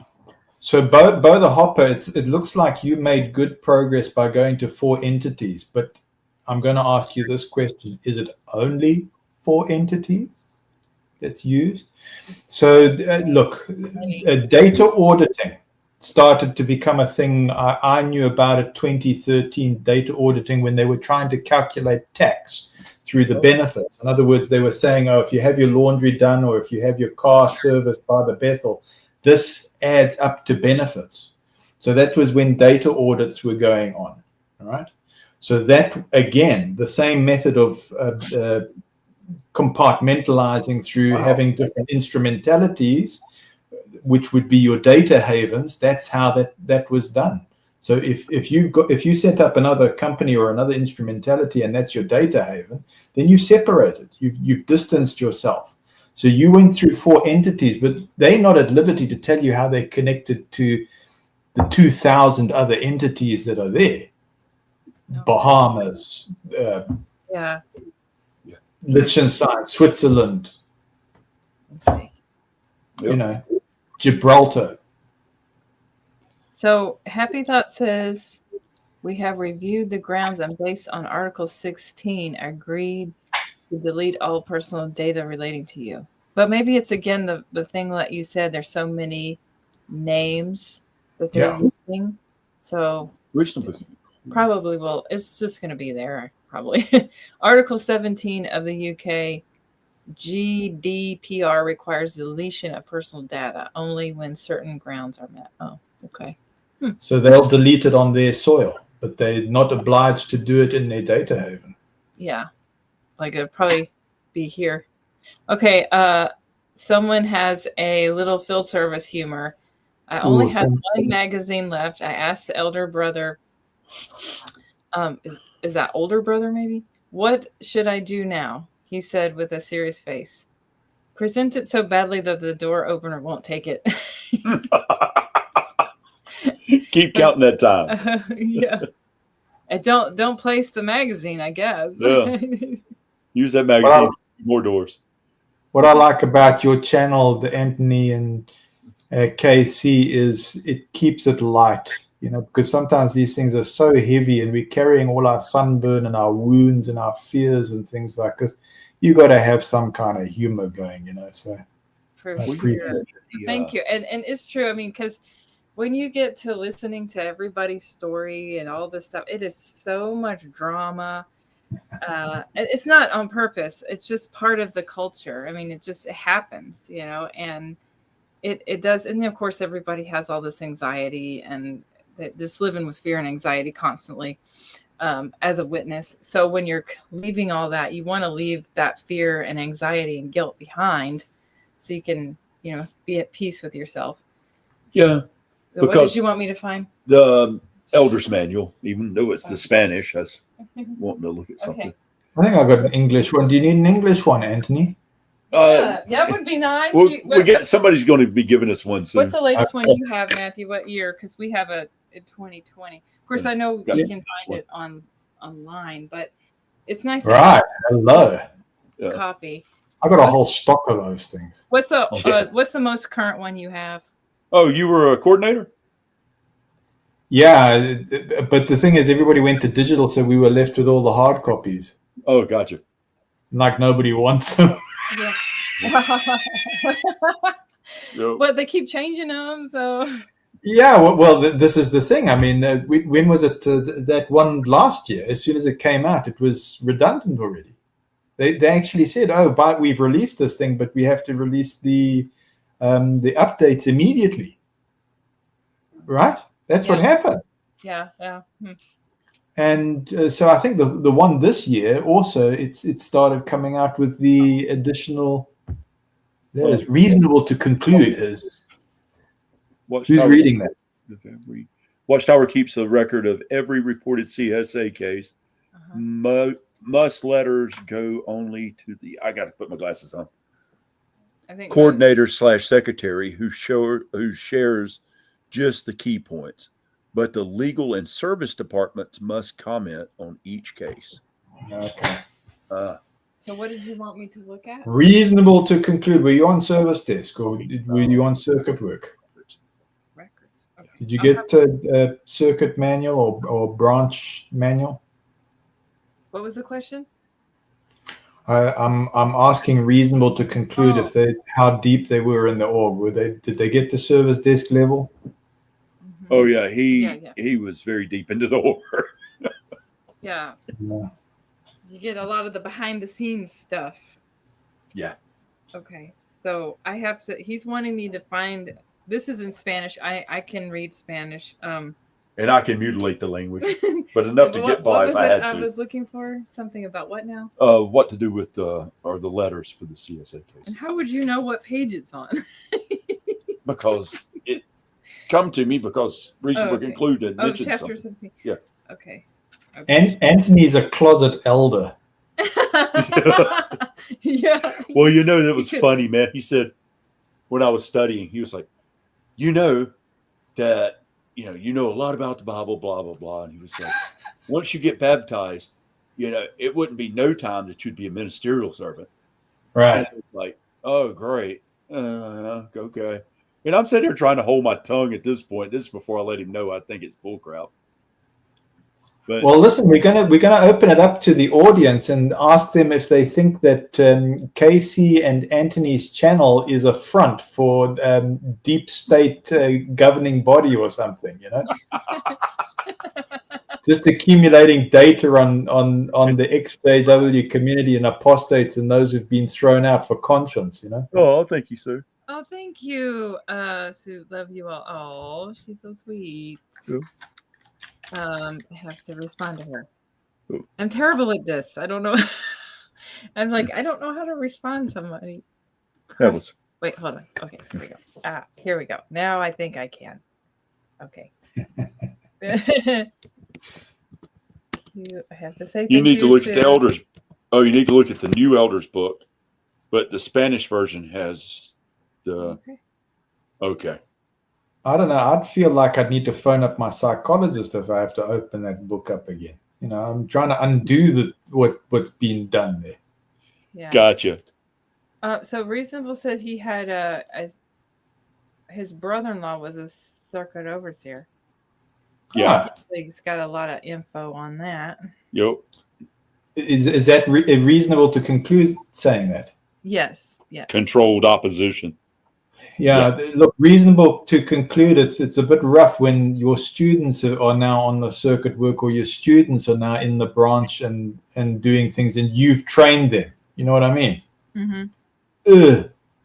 Both the Hopper said Anthony and KC are controlled opposition. Controlled opposition. WATCHTOWER. Yeah, thank you. Both the Hoppers onto you. He's on to us. Yeah. Oh, okay. I'm not seeing anything about this part is just more about like appealing judicial committee. Oh, okay. So what were you wanting me again? What was it again? What they do with the letters, what to do with the CSA stuff, and it's just somewhere in that chapter. Well, what 17. would be the chat? Do you know the name of the chapter or the end? It's chapter 17. I do know that. I guarantee you it is. In Spanish? I mean, I need my book, and I didn't bring it with me, but it might be different in Spanish. Do you want me to get onto it? I can get onto it. That's okay. That's okay. This is just about appealing. Oh, okay. And Anthony and Casey, I've got a confession. I come to your channel for fun factor. Good deal. Good. But if I tell you what, if there's some homework to do, I will make you a promise and I will work on it. If the audience says, okay, Matt, we need you to investigate it, I'll get onto it. No, just maybe if you happen to maybe later have your Shepherding the Flock book nearby, that might be good reference. Okay. Let me look something up. Yeah, I've got it on my somewhere. Sometimes a book is easier because it's just you just get right to it, and if you can find it. Well, I don't know where this is at. Whatever he's trying to find. Well, I'll look it up later. It's chapter 7. I'm sure it's in there, but I'll remember what I was looking for now. I done moved on to what I was thinking at the time. Okay. Well, I guess it's not that important right now. So, anyways. Okay. Reasonable conclusion says, give me a second, Casey. Okay, he's gonna find it. All right. So, yeah, we have a lot of people, man, that give us a lot of stuff, guys. Your congregation will have to reduce their monthly donations reasonable to WATCHTOWER as there is one less publisher. Yes. Yeah. And we had talked about that too, about how the declining numbers. Actually, yeah, Happy Thoughts had said in here that she had done a was that your I was like okay. she had done a check on calculating how many people would be in the religion right now. And if you look at the yearbook from 2013 to 2024, there was only just over 1 million increase in over 10 years. So that's not going to be that many people. And they're going to act like it's going to, oh, yes, we're growing. We have all these people. But if you only have 1 million that have joined in like 10, 11 years, that's not that many. So if you're looking at the yearbooks that they used to have anyways. Yeah. What is the code of the elders book? Is it still SLF? Don't have a clue. What is the code for what? What's the code for the elders book? Is it still SLF? I'm just trying to look on my drive. Oh, that I don't know. Reasonable code for elders book. Yeah, it might shepherding. Was it? Give me a second. Okay. Is it SLF?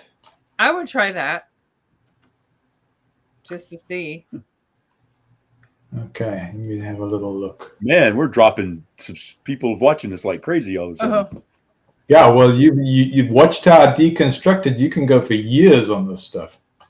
Okay, Happy Thought says that you need to total up the baptized in the 10 years. Where's the increase? Yeah. Yeah, exactly. It's true. And then, of course, they're not counting all the people that have left. They don't want to count them. Well, I can think inactive. He's going to Rick's show.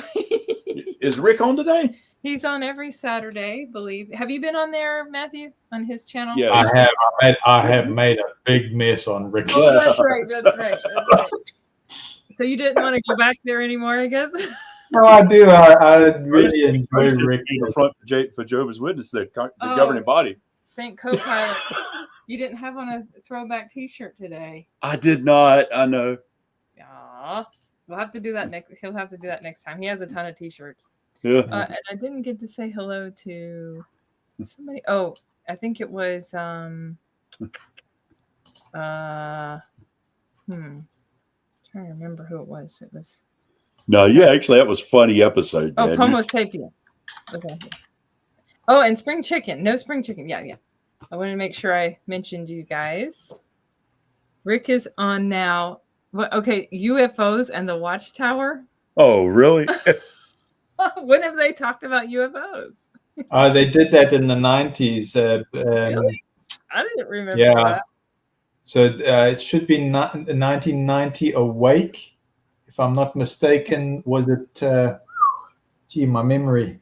Oh, that's looking okay. for a reason. I can look it up. Yeah, October 8, 1990. Okay. Hold on. I'll tell you now. Good Lord, you know this off the top of your head? Wow. Didn't they stop publishing certain figures? What did I say? Did I say August 8, 1990? Mm-hmm. Okay, so here's the correction: is 11/8, 1990. So are you going on the app for this? The JW. I'm using Watchtower Library, yeah. Oh, Watchtower Library. Okay. That's pretty good. You come off the top of your head and you was only off a month. That's good. You said, okay. All right. And you said it was October? I need to do a show about that, like a little when small. When did you say? Something. October 8th? 8th, 1990. So your big one is because they quote. I don't remember. They make a major quote, very important quote there, because they quote one of the extraterrestrials. Okay. Yeah. Oh, yeah. Okay. No kidding. And it's under the subheading, is there an occult influence? Am I allowed to read what an extraterrestrial says? Yeah, I'm having trying hard time finding it anyways.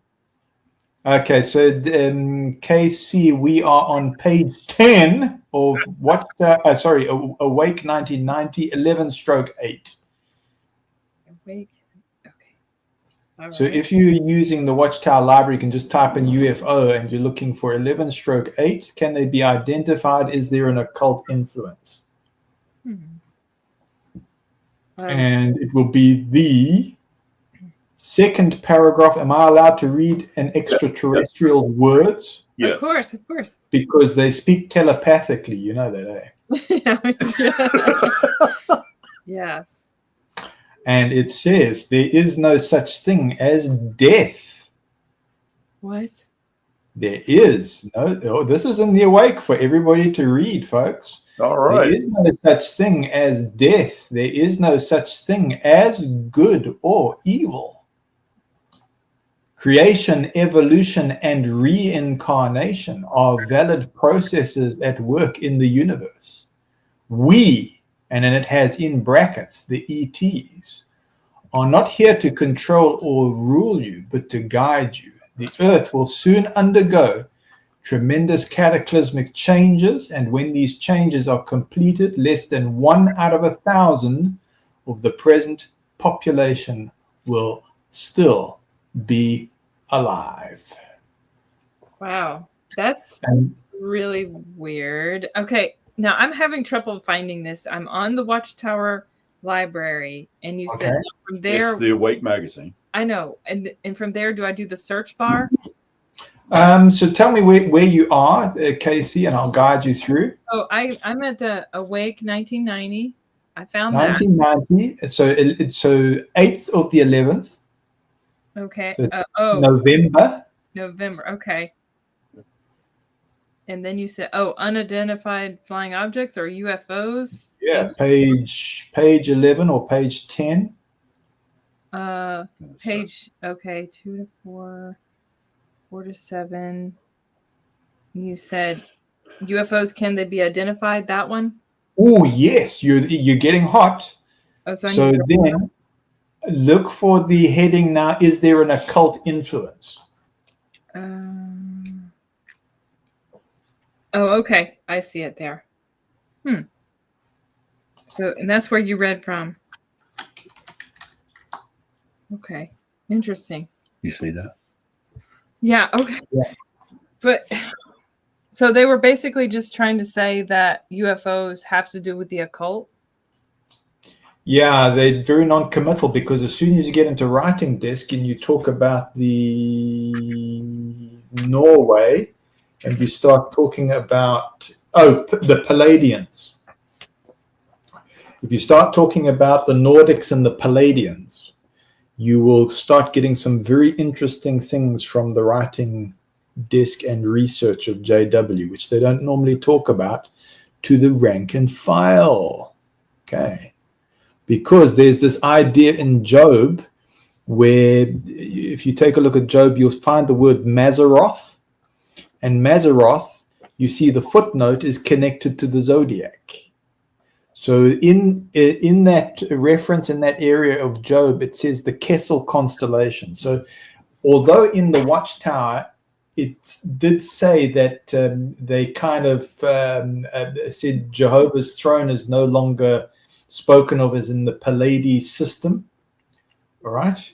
There is a deep reverence and almost cold, spine-tingling fear among research department and writing desk when you get onto the subject. In other words, they still hold that with some reverence. Okay. And I have that in correspondence. Wow. Yeah. Great. But then that links to your Angels and Women book, JW. Ciola, which was written under automatic writing. Okay. Wow. And Russell, what did I say? Sanitized that Ciola book. But you start getting into the rulers of the solar system and the solar system war, and why there is an asteroid belt because of the destruction of the planet between Jupiter and Mars. which sent an asteroid through the water canopy, which brought about the flood. That's the idea. Huh. So think of it like a Star Wars kind of battle. Uh-huh. And think of humans like living on Mars, for instance, in a different genetic structure.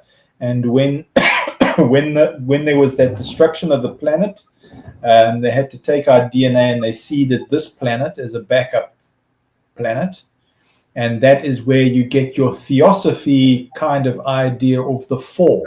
So the fall is the reincarnated spirits which inhabit the new vessels that were bred upon the earth. The DNA was tweaked to this environment.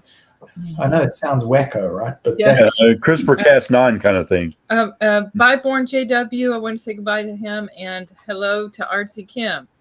Yeah, I was going to say. So Hey, Artsy. So were they the Pleiades or some other constellation where Rutherford claimed that Jehovah lived? all JT, you onto it hot. Yep. Okay, that's it. I did read about that. He believed some weird crap. I didn't know that. Yeah. Okay. And that weird crap is the stuff that they are discussing in Congress and have been for the whole year. Oh, wow. Okay. And you're not seeing it. You're not seeing it on the news. Yeah. But that is the disclosure movement, and I'll tell you who's looking after that is Danny Sheehan. Okay. Danny Sheehan is one of those key lawyers. He handled also. He goes back even to Kennedy assassination. He was handling that. Very, very skilled lawyer. Very skilled. Wow. I did transcripting for Danny Sheehan. Yeah, I did. Okay. Oh, you have. Yeah. That's pretty cool. Yeah, but it's hectic stuff, eh? Next episode. But how do you do it? I'll have to do it. How do you do it? I'll show you. We can't do it here. Yeah, we'll do it next one because Happy Thoughts Redacted has a video about it too. Oh, what the UFO, UAP, ET deals and all of that? I take it. I'm assuming.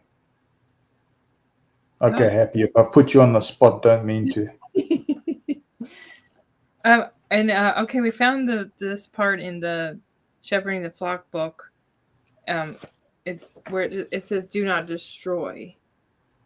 Ooh, you got it. Words "do not destroy" when it has to do with CSA stuff. Okay, so that's what they're using. So, what did you want to know about that? I was just going to show where it was at in the book. Okay, so in Spanish, it would be the same in English. Okay, I don't Chapter know. 22. Chapter 22. Paragraph 24. Paragraph 24 about do not destroy these letters. The book before that, it was in chapter 17, I think. Yeah. Okay, that's in. Man, you can tell I've read some JW this stuff. This is for April 2020, though, so it may be different now. Yeah. Yeah. We need to get a new one, an English one. Yeah, if we can, that would be nice. We're supposed to be getting ones. We'd have to find an ex-elder that has the latest. Yeah, but 2000. I've got the latest, but the problem is it's under a pile of stuff, and I just wasn't ready, folks. So I apologize. Oh no. I've been scanning. Did they mail you one? The thing is, they've been treating me as an elder, and the thing is, every time they change their access codes, it updates me because I've still got the anointed priority. Oh, so wow. I'm in a really weird situation, and I just hand it to the police. I say, listen, every time they change their access codes, it pulls me straight back into the system because, hey, you can't knock out one of Christ's brothers. The system is designed like that. It's just a mess. So I have to report to the police and tell them that they've changed their codes and things, because if I don't, then I'm not transparent. I've got to be transparent. But I feel like it's almost an entrapment situation. It's a really lousy, awful It's not my fault, is it? It's their system. It's the system that's created this problem. And I've had to photograph and record how they keep pulling me into their Dropbox and into their various systems, and it's just awful. Yeah. Jay says he's on 3 channels. Oh my! It's nice just to relax here. Oh, good. Well, what is everybody else talking about, anyways? I would like to know. Okay, we got Rick's talking about UFOs. I like Rick Farron's channel. Rick Farron's pretty good. We got UFOs. We've got blue envelopes going on. Oh, we've got people going on too. We got people abandoning your show off to Rick. I know, man. Well, we just increased. Well, Rick has been on for years. We just increased by 4. Oh, is it? Okay. So somebody left his and come back here. You can go. Oh, back. Jay Jay's back and forth. Yeah. Yeah. Guys are abandoning your show, and you haven't given out prizes or cash or anything like this. They're leaving. We did give out some T-shirts before, and we did some bumper stickers. Bumper stickers. That's because man, it's back and forth, and they'll go from his channel to ours. Because I go over there and I see all the names I know, and then they come back to ours. You know, it's just. I could just go to Rick's show and type in there, listen, free T-shirts on Casey and Anthony's. And see no, don't do that. We actually like Rick Farron a lot, so don't want to do that. We don't mind actually giving away the bumper stickers. Oh yeah, no more giveaway on shirts. That costs too much to mail. Unless they want to pay for the shipping. Man, we mailed this one guy a shirt in the Caribbean, right? And we forgot to say, just in the U.S. only, but so we had to do it, Yeah, he did get his shirt. And that shirt went on world tour. It was a month later, he got it. Yeah, it was like a month before he got it. Pretty expensive to mail it to. Good Lord. Yeah. So I guess it would be like if we gave away some bumper stickers, it'd have to be in the U.S., although that wouldn't be as expensive. That's not expensive to mail. To go even across the world? Yeah. Oh, okay. I didn't know that. Listen, Anthony, I'm going to have to make my apologies. I would never go in apple pie Rick show. Do what now? Y'all were talking at the same time in here. I'm making my confessions and apologies. I'm saying to Anthony, I'd never go and sabotage Rick's show. I think his work is far too important, and I count him as one of the good guys. Oh, yeah. Okay. Yeah, I like Rick Farron's show a lot, actually. I was just being naughty with naughty humor. That's all. I know. And I know he brings people on, and they share their story on there. This community, sometimes when not everybody, I mean, there's that very tiny few, the 1%, but you'll say something in humor and they'll take it in seriousness. Yeah. And you're like, oh my Lord, geez, really? Apologize. I'm sorry, guys. I'm a sinner. Yeah. Okay, so XJT, in his channel, it says JT comes from Finnish. JT, Jehovah's Witnesses. Okay.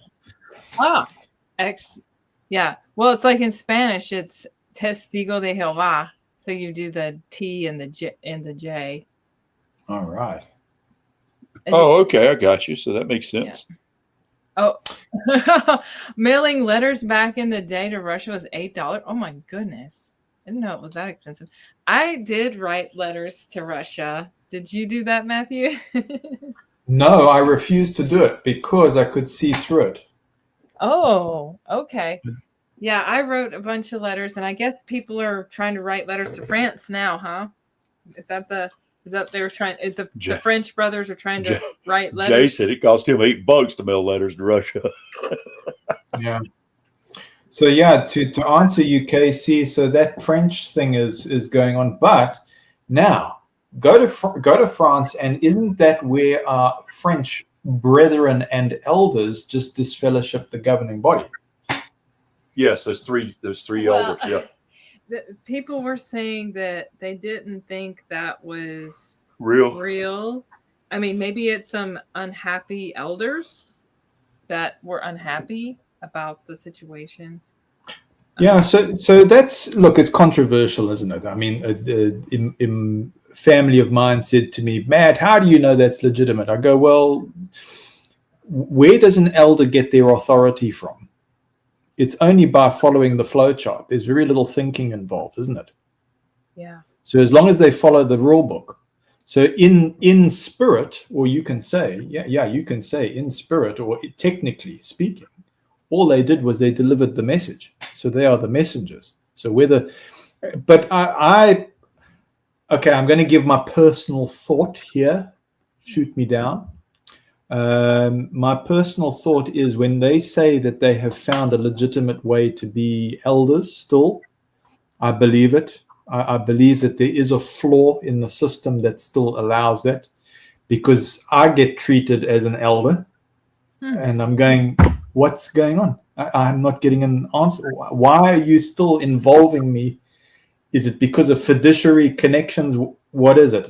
And I think they puzzled themselves. So I think there's flaws in the system that's creating this thing, or they're very worried about letting guys go and they want to create fall guy situations. So they're saying, oh yeah, this guy went renegade and he's still an elder and we can put blame onto him. I think there's all kinds of reasons why this is happening. Okay, there's a lot of transitions going and there's a lot of confusion going on, and it's too much complexity. So I'm steering towards that. Yeah, they are legitimately elders. They've been able to stay on, technically speaking. In other words, they could argue it in a court system. But I'm going to add this, all right? If any elder, governing body member, whoever, did something that was against doctrine, such as cell lines, for instance, or involved in aborted fetal tissue, which is essentially SRA. It's Moloch worship. They disassociated themselves. That wasn't disfellowshipping. That was disassociation, because they knew prior to 2019 that this was going to come up. They knew that. So we have those records. Those records are there. They weren't bamboozled by the warnings. I've got records that they were warned before this thing escalated. Yeah, I've got it. Right. Okay. And some people, Anthony, they paid with their lives on this thing. Oh, yeah. I'm telling you, they paid with their lives. Yeah.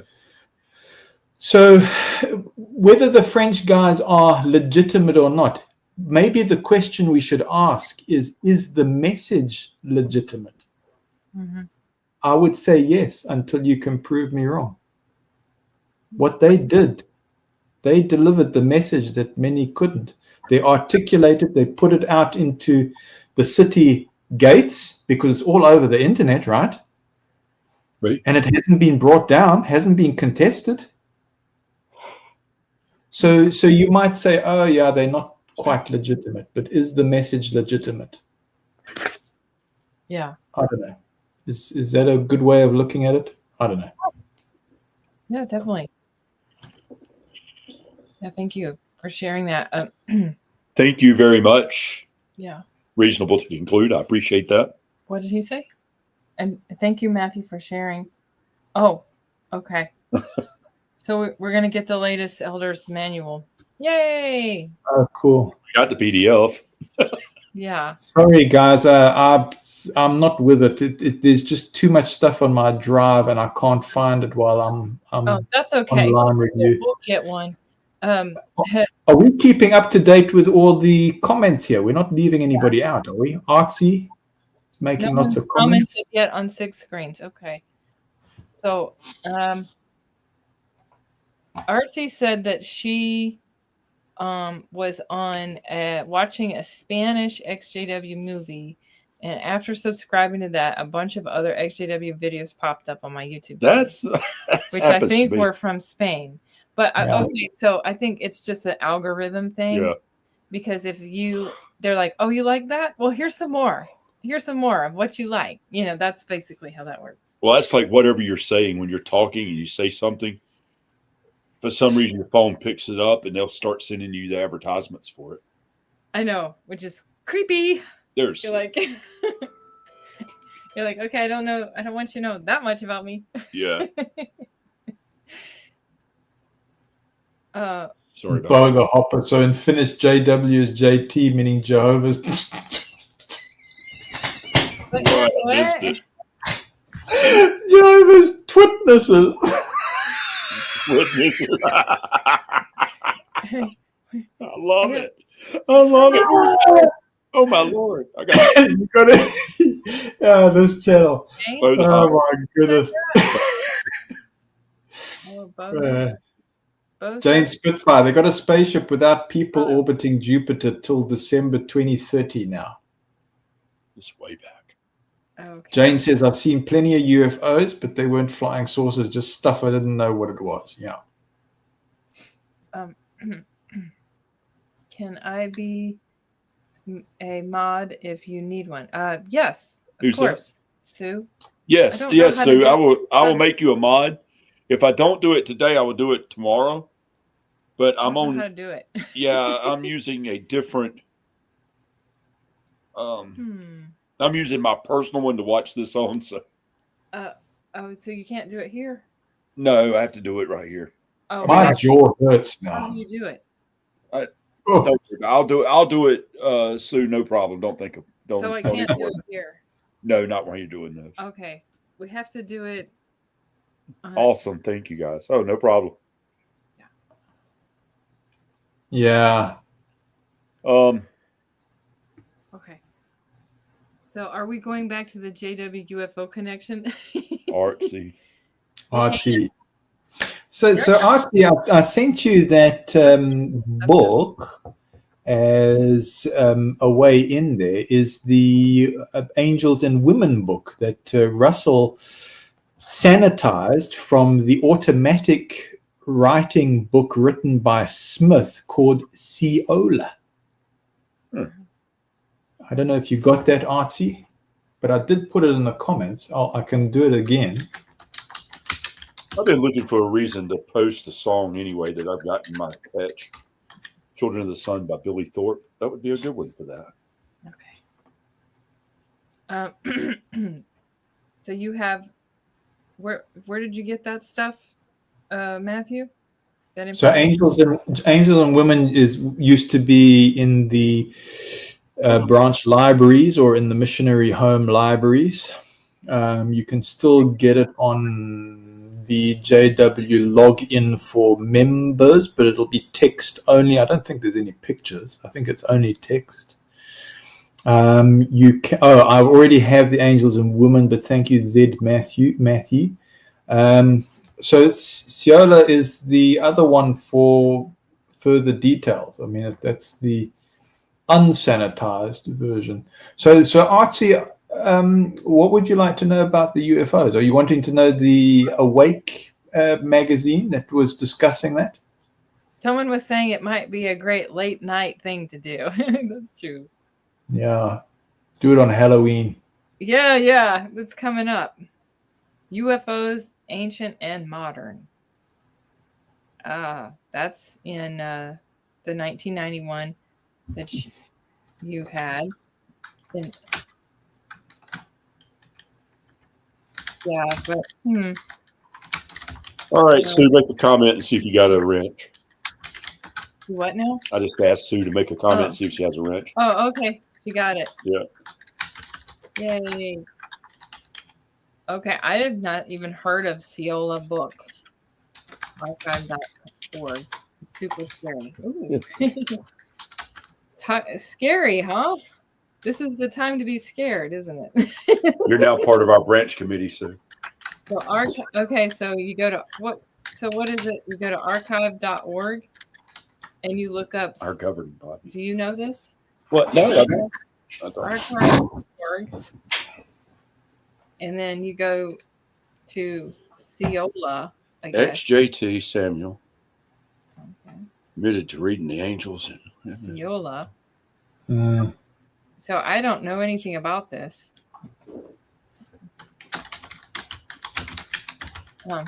It's a scary read. Oh yeah, I remember somebody talking about this. Okay, yeah, I do remember this. What is it about? Well, Herd said it's talking about he read Seola. I didn't know what that was all about. So what is this about? I don't know. I've never heard of it. I have heard somebody talking about this, but I didn't get it. Yeah. Well, I mean, I didn't really get into it to really get it, I guess. Because I thought it was just like, yeah, what is this crap? I've been a witness since I was born until I was 38, 39. 39. And I've never heard of this. But I will admit, I was never one to be very good at reading. I never liked reading any of their literature.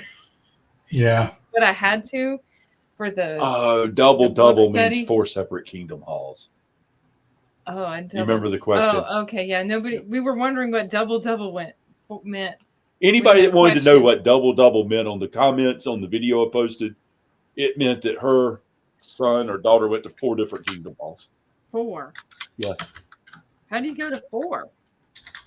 They went and visited 4 different kingdom halls to look and see how few people were there. Oh, okay. I thought you meant like in Great Britain. Be part of 4 congregations. No. They went in Great Britain to see. We know more about J-Dubs after we wake up. Exactly. See, the J-Dubs don't know much about their own religion until after they leave. And that Goliath was killed by 2 men in the Bible. I didn't know that. Really? Who was the second one? I thought it was just David. One rock, poof. That was it. But then again, you guys probably know all these things, Jade. Okay. We know more about Jade like we woke up. That's what I just said. Man, I learned. I never was a J-Dub and know more about them than most JWs. One of the things I learned so much or understood better after leaving was 1914. Oh, yeah. Because when I was in it, I didn't understand it. I was just like, okay, well, World War I happened, 1914. Oh, okay. So that makes sense why bad things would happen. Thank you, Jane. But, of course, they don't attribute it to World War I. They attribute it to the calculations. And that's what I never could really quite understand until after I woke up. And then I was like, oh, yeah, okay. They have the dates wrong. Matthew, explain what Seola is. Yeah. So that was a book that was written by Smith under automatic writing. So if you think about a person that is trained in sight, so like mind sight, for instance, almost like mind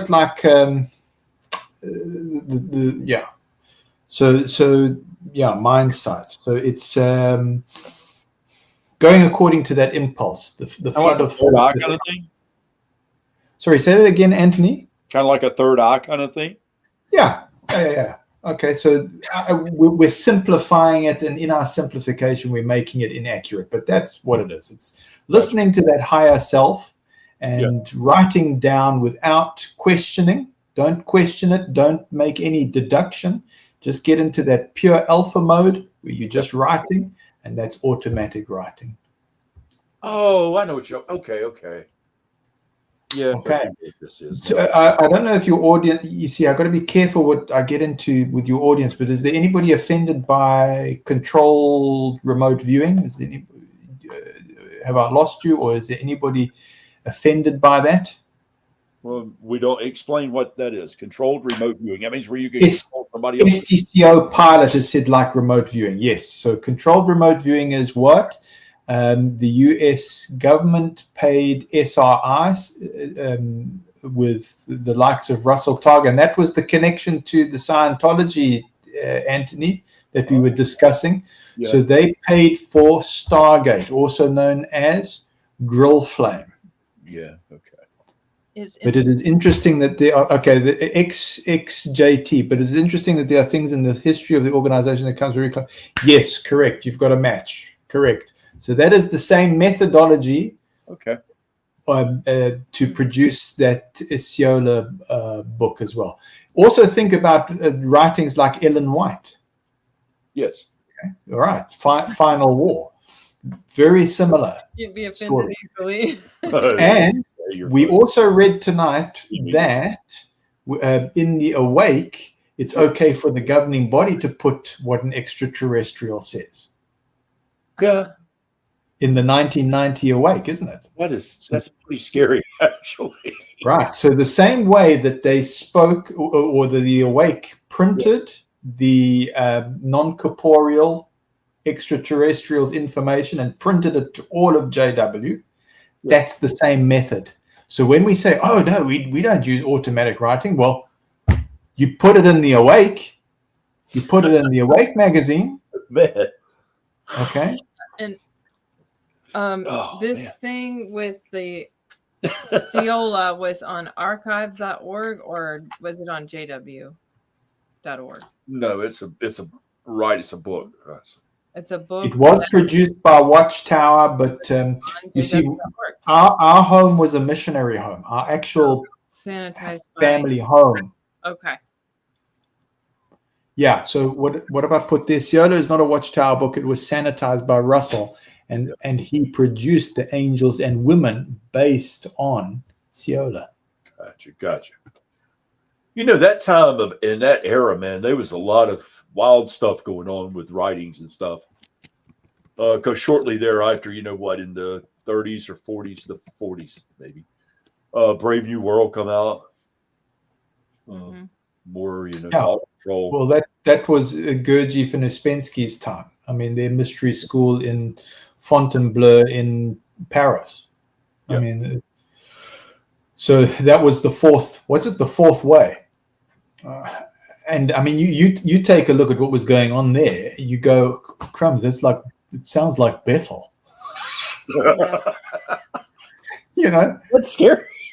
Yeah, because he was all about labor, wasn't it? And he was going, well, if you feel like you've graduated, I haven't kept you here. Right. It's crazy. I grew up really on my own from the time I was 15. But I become an obsessive reader at one point in my life, which is hard to believe now. And self-educated, and then went to school, got my GED, and then went and took a little bit of courses. Yeah. Pretty, it's look good, by the way. Now, listen, Anthony and Casey, I'm relying on you to keep this thing connected to deconstructing Watchtower. Are we still on target here? No, we done went way astray. Awry. But it was kind of funny though. That was just, we was trying to think of what we talked about. We had it all plotted out last night. But I like those. One of my favorite shows I like to watch is this guy says, "Come and waste some time with me." And he has like 1 million viewers. And you just go hang out and you don't know what the topic's going to be. And voila, it's a surprise. And he gets all these viewers and they just hang out and talk, and it's a relaxed, chill, mellow musicians kind of thing, Yeah, well, he's a musician, so there's a lot of people. But he is talking about all the dirt and the gossip and the things that he got to see. He's a really He's been around the blog about 100,000 times in the music. We'll have to get more to join in. We have a party, yeah. I know we don't really have we create a topic, but it doesn't have to stay on topic, Right. We do that. We create the topic. We talk about it a little bit. We usually read other people's, invite everybody to come on that wants to. Oh, okay. So there was and discuss things, like we're doing. So was it Rutherford and Russell wrote the finished mystery, right? Rutherford, no. Okay, when Fisher went to court and during the sedition trials, Fisher said they only used a few paragraphs from Russell's writing. The rest was all Fisher, the other men that would help write the finished mystery, and Rutherford. It was just a very few chapters from Russell. Okay, so it was, and then Rutherford, didn't he finish writing? He wrote in it too, and so did Fisher. And okay, I forget the other guy. So Russell didn't write that much of it. A few paragraphs, according to the sedition trials, and you can get the transcripts. So Anthony and Casey, what would you like to do with your topic, Watchtower Deconstructed? Do you want to put it off for next week, or do you want to finish off a little bit this week? What would you like to do? Being that we didn't really in depth get a chance to study it, that sounds scary. I guess next week would be a little bit better because there's a lot I could do with that. And because deconstructing Watchtower involves a lot. Mm-hmm. And with you, Matthew, a lot of stuff, like it can get very in depth. And I don't want to go too in depth with things and take away from the channel's intention of being a safe place. Yeah. Because sometimes you can go too far and it's scary.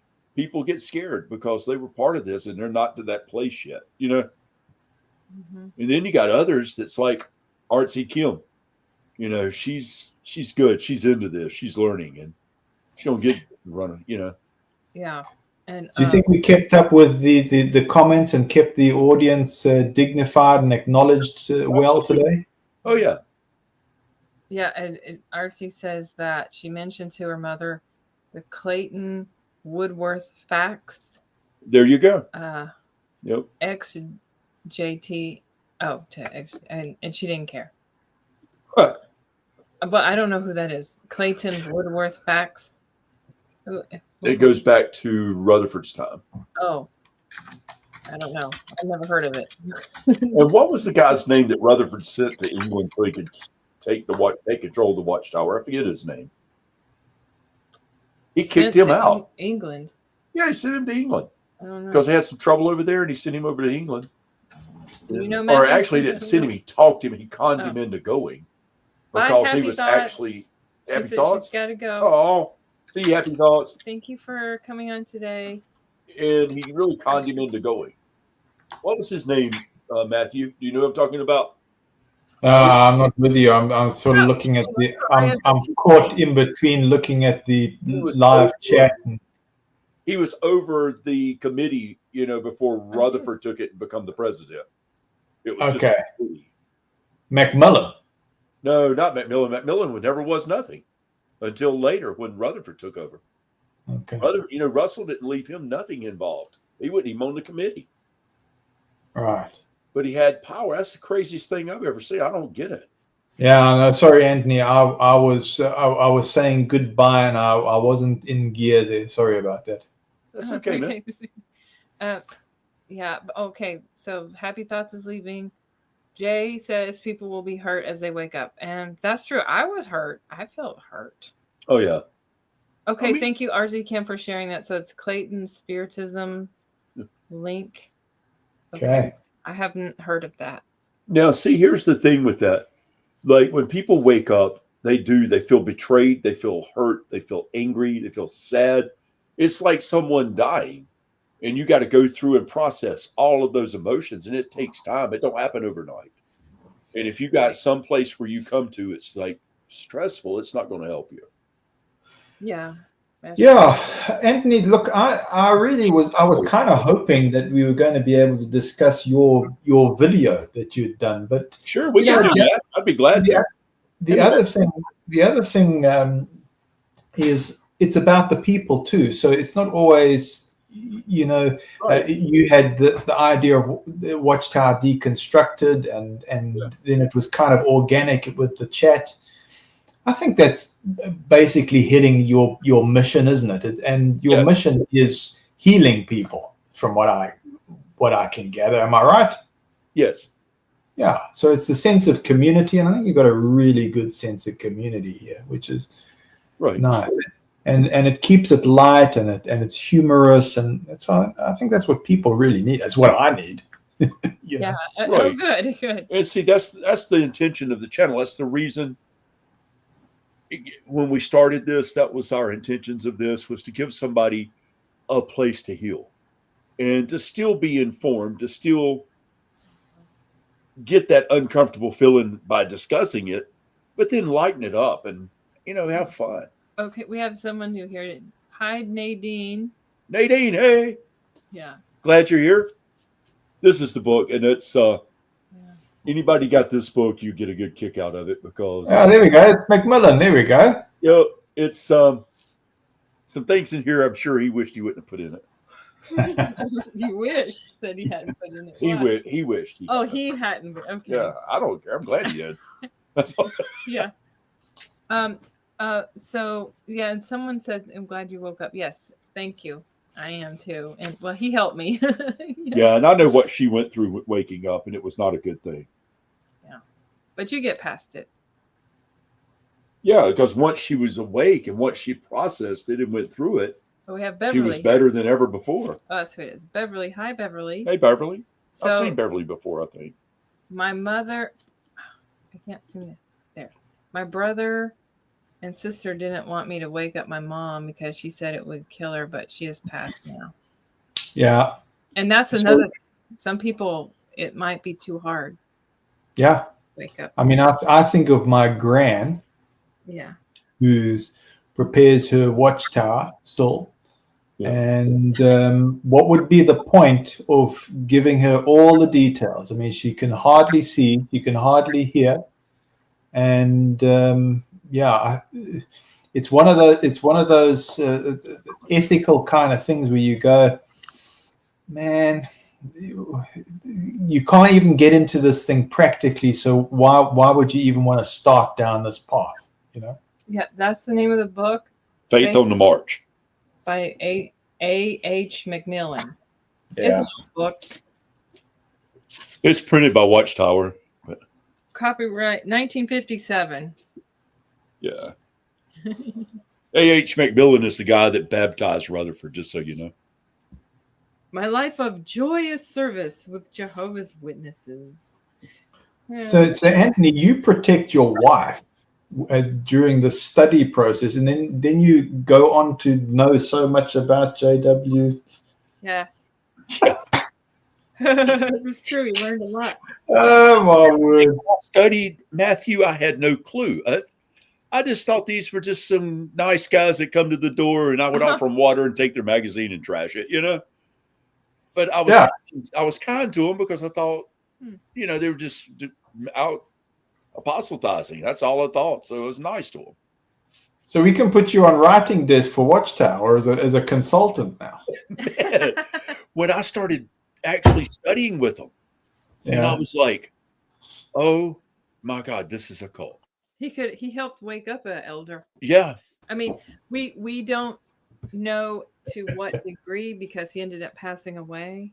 Yeah, but he was constantly asking me tons of questions and doubting his faith. But so anyway, you woke him up and laid him to rest. Yeah, that's it. That's scary. But oh man, when I started studying, they wouldn't let me answer in my own words. They wanted me to regurgitate what was written in the study book. Yeah. And when I would try to answer my personal thoughts or opinions or what the actual chapter of the verses they're talking about has to say, besides the verse that they're taking out of context, they would shut me down. And I was like, oh, so you just want me to regurgitate what it says here? Yeah. They even told me, yes. Study this, rehearse the answers, and then we'll come and study and talk about it. And then this is the answers back to the book. I was like, so just like you do in the Kingdom Hall, you study this, you raise your hand, you regurgitate what's said in the Watchtower. Yeah. Oh, yeah. Okay. I get this. This is a cult. Hold on a minute. So Wendy Renee helped him, Jay when he was waking up. So I'm guessing that's a book, maybe. And also, ST co-pilot has to leave. So let's say bye to ST Saint co-pilot. I guess that's how you say. Later, okay. Saint co-pilot. Yes, of course, David. We can toast, clink glasses on our next live stream. Oh yeah. Those who participate can clink with their favorite beverage. Yep. Yay! All right, we'll do that. Everybody get your glasses together. And we'll do that. We'll have a drink with us. I have mine, but it's, you know, he doesn't have a drink. So. Casey, can I read out Artsy Kim's comment? Because I think it's an important one. Yeah. It says, I'm still a believer, and I do worry if JWs that don't make it will go to a bad place, if in fact there is a hell. Mm-hmm. So I think what's very important, if I can make my own personal comment, is to God and thine self be true. That's what's important. So if we're in a high control organization where we discovered that there was something corrupt and then it defended itself and we were ejected because of a liability, well, that's not our fault. So our spiritual development, to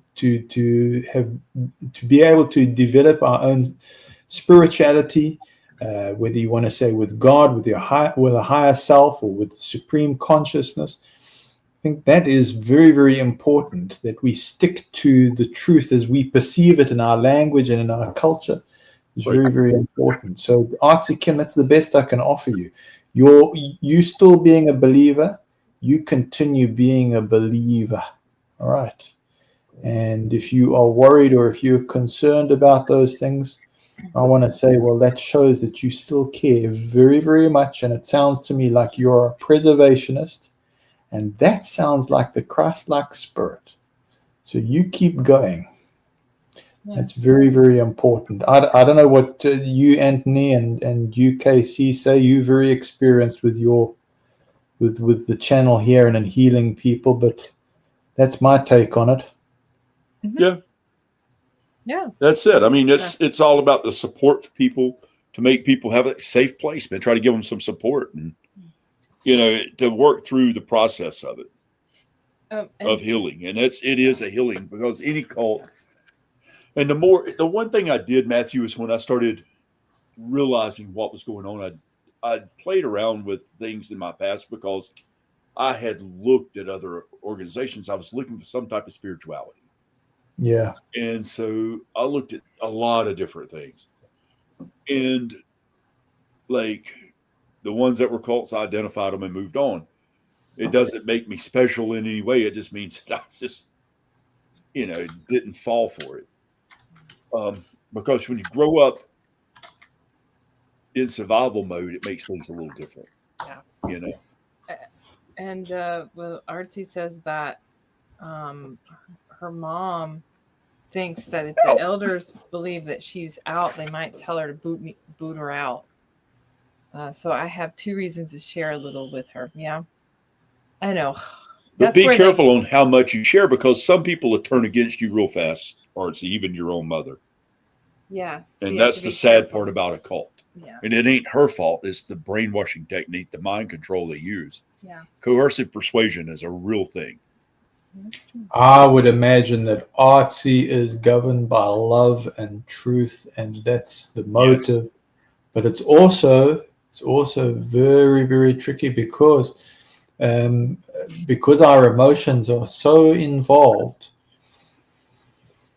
I think that's why we end up in support groups, because it's a very, very hard lesson. A person has to be drawn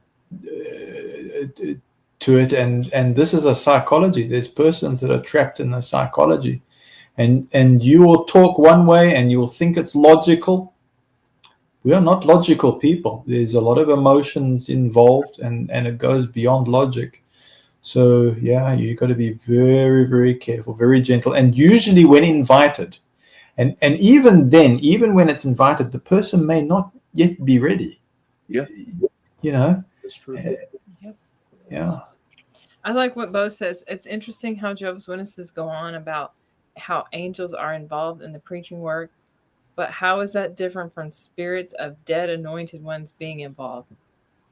Yeah, that's true. And they claim that we're not supposed to be getting help from angels too, because like that was actually one of their things with toasting, actually, because they said it's like asking help. It's like asking for help from the angels when you toast. That's what they used to say. In one of their watchtowers, actually, I posted it in my let me see if I can find it. I even posted in the channel here. Let me see if I can find that quote. It was like a 2007 watchtower.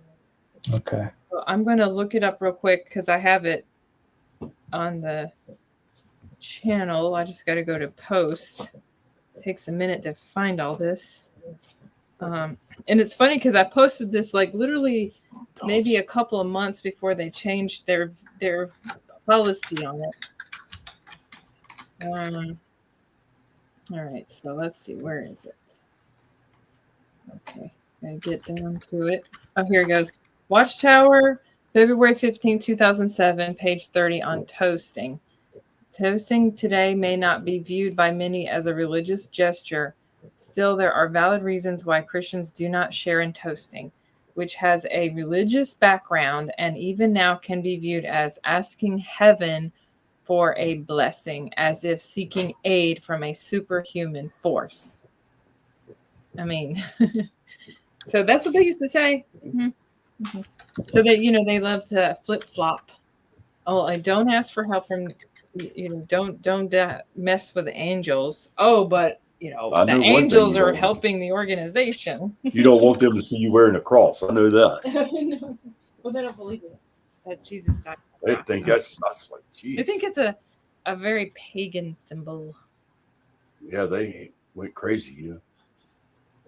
I wear a cross. Oh, do you? And then they go like, oh my, that's pagan. That's blah, blah, blah. Yeah. I'm like, well, we could sit here and argue and debate that or whatever. And I was like, star roost, star row, cross, stake, pole, tree. I was like, does it matter what torture device that he was crucified or killed on? And but by Bo, he has to go. Yeah. As far as that goes, which is another subject, I guess. It's if you just look at history, you'll find the answer, and the history. Well, the oldest symbols are a man on a cross, but it looks like a P. It looks different than a cross. It's kind of weird. It looks like you can look it up. The Romans it's crucified people back. That was their method of execution. It's a T and a P is what it is, and it makes it look like a cross, but it's a man on a cross. A P? Yeah, the P, the top of the P part is the head. Oh, okay. Okay, No Spring Chicken says she maintained a relationship with her baby mother for 40 years after fading. Is it possible? It is possible, but I do not talk religion. Yeah, that's all you gotta do. Just don't talk about it.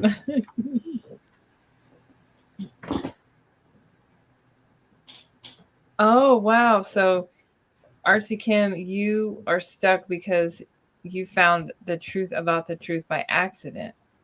Oh, my goodness. Oh, my. You can't live a lie. That's right. You can't live a lie. But to be on the safe side, since your mother is there and you want a relationship with her, maybe like Spring Chicken says, just don't talk about it. You are the second or third person I've met, Artsy, that found out the truth about the truth by accident. That's scary. Isn't it? It's like, wow, I just stumbled on it and there it is. I know. And once you know it, once you learn it, you can't go back. You're like, it's not true. I know. You're stuck. I know. That's a terrible feeling, though. Yeah.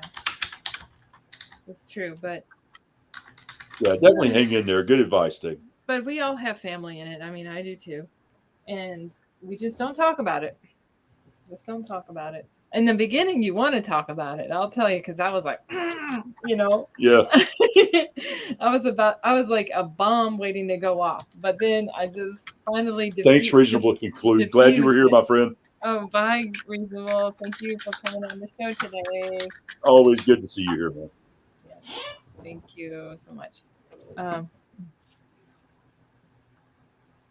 So how many people on here watched the video I posted? Oh, in a way, we all found the truth about the truth by accident. That's true. Yeah. Yeah. Yeah. It's not, I wasn't searching for it. Well, that's true. Myself. Okay. Now what? I was just wondering how many people on here saw the video I posted. The last I know Matthew did. The one that was called, what was it called? Yeah, I really held back because I wanted to write to you all sorts of things because I was seeing all sorts of tricks going on there. And I thought, oh, man, I really want to tell Anthony about this. And well, yeah. I want to come on his show and tell him all sorts. And then I realized, it's not always practical. Yeah, it's okay. Well, you got my email address. You can always email me. I read emails. Or we can talk about it here. Ooh. What's your email? Factsonjw@gmail.com. Factsonjw. Oh. Yeah, at gmail.com. And it's in our channel.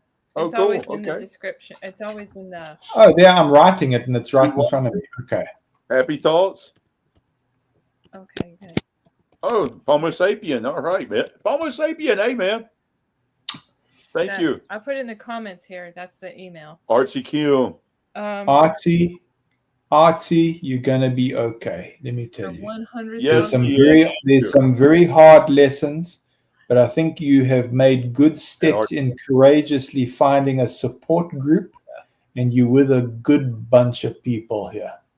All right, so you hang in there and keep connecting like you do, and I think you're going to be all right. There are some difficult lessons. Sometimes we get it right, sometimes we get it wrong. What do you say? Except my mom says that just because she knows I'm out and I told her some stuff, she might have to tell the elders on me and not be hindered spiritually. And then if they say to boot me, she will. Yeah, and that's that guilt that they make you live with.